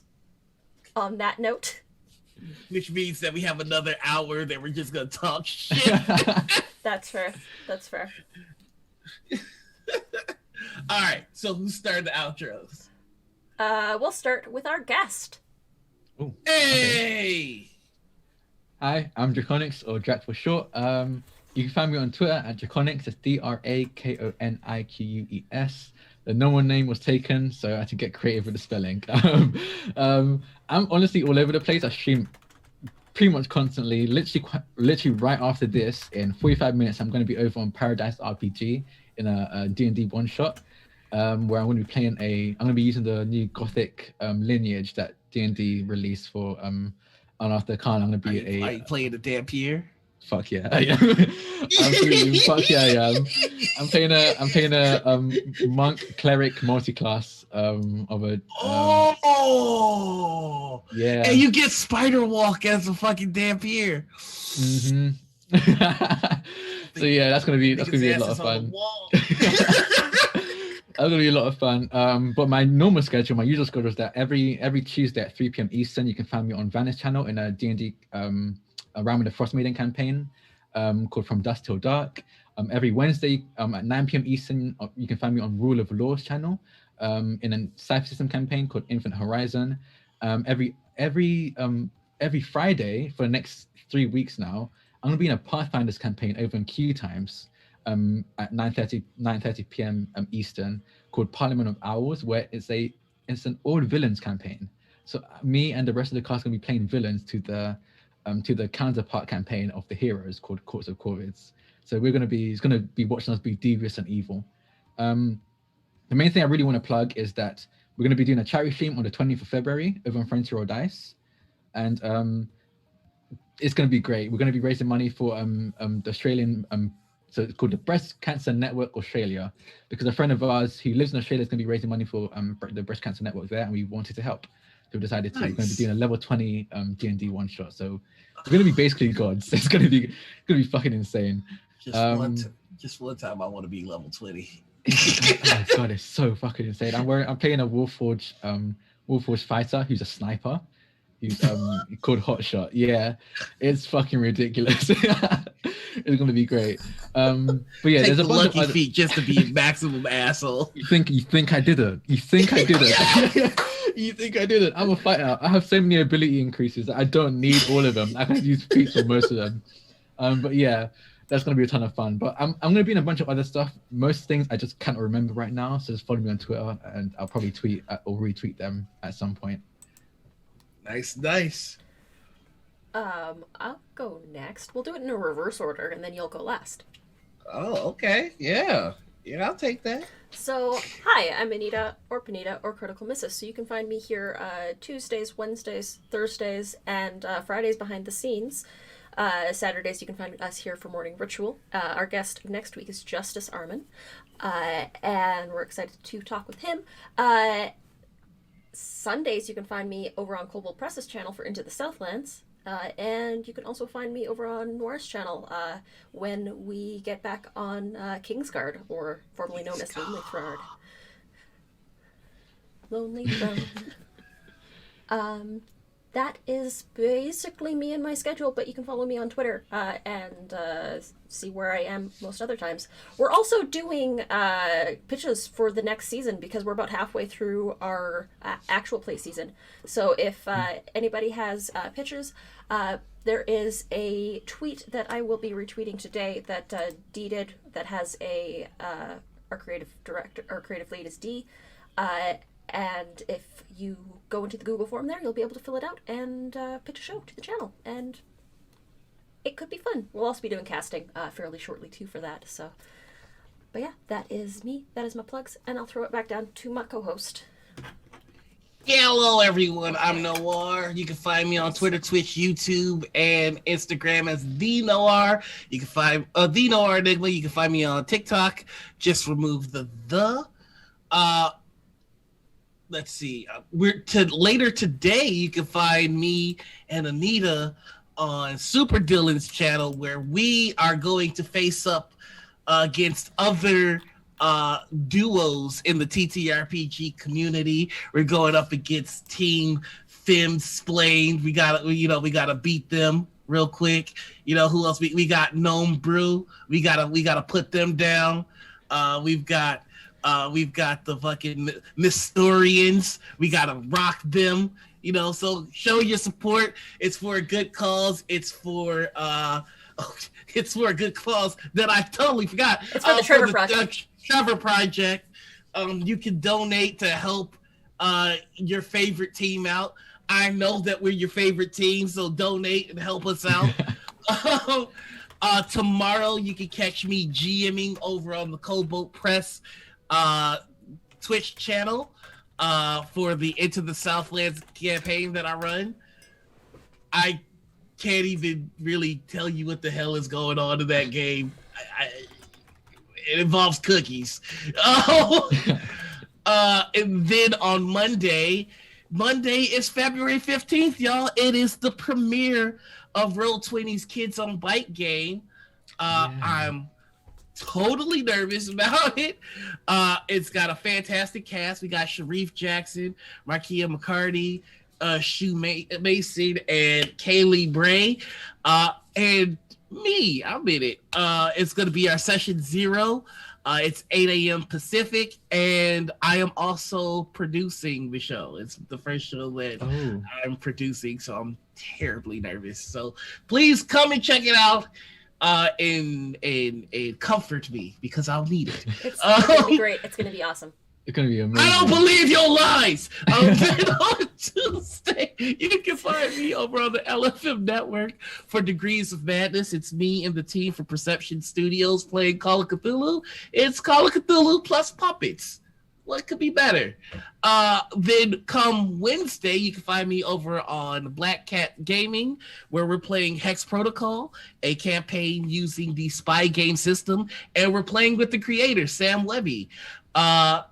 So check that out. It's been a fun time. I have war crimes. On Thursdays, you can find me over on Unmade Gaming for Entanglement. That's our Expanse. That is our Expanse game. It's been fun. I'm also a terrorist there. Noticing a running theme. On Friday, you can catch me on Chromatic Chimera for Bloody Portrait, our Zyhander game. That's it, but I would like to tease something. Currently, my channel is just me streaming video games and Kingsguard. Those are the two shows I have on there. And Dungeons and Deep Dish, but it's been a while because I've been extraordinarily busy. But there may be another show on there. There may be a total of 3 shows on there. Keep an eye out, especially if you're interested in Star Trek. But that is it. That's all the things. We're gonna go and raid someone. I see Stella Luna's online playing some RPGs. You see who in the hum? We can throw it over to Stella Luna. Okay, bring it on. Sure. We can pop over there. Yeah. Pleasantly Twisted, Bright, that Grandma's on Big Hills are all live. Yeah, we'll raid Stella. We'll send it over there. Stella! Yeah, Zombie just went offline. I'm sure Stella hasn't heard that joke before. It's just streetcar named Desire? I think not. Have a great day. All right, we will talk to y'all later. And until next time, the ritual has concluded. Bye, everybody. Yeah, we got a catchphrase. Bye. Bye.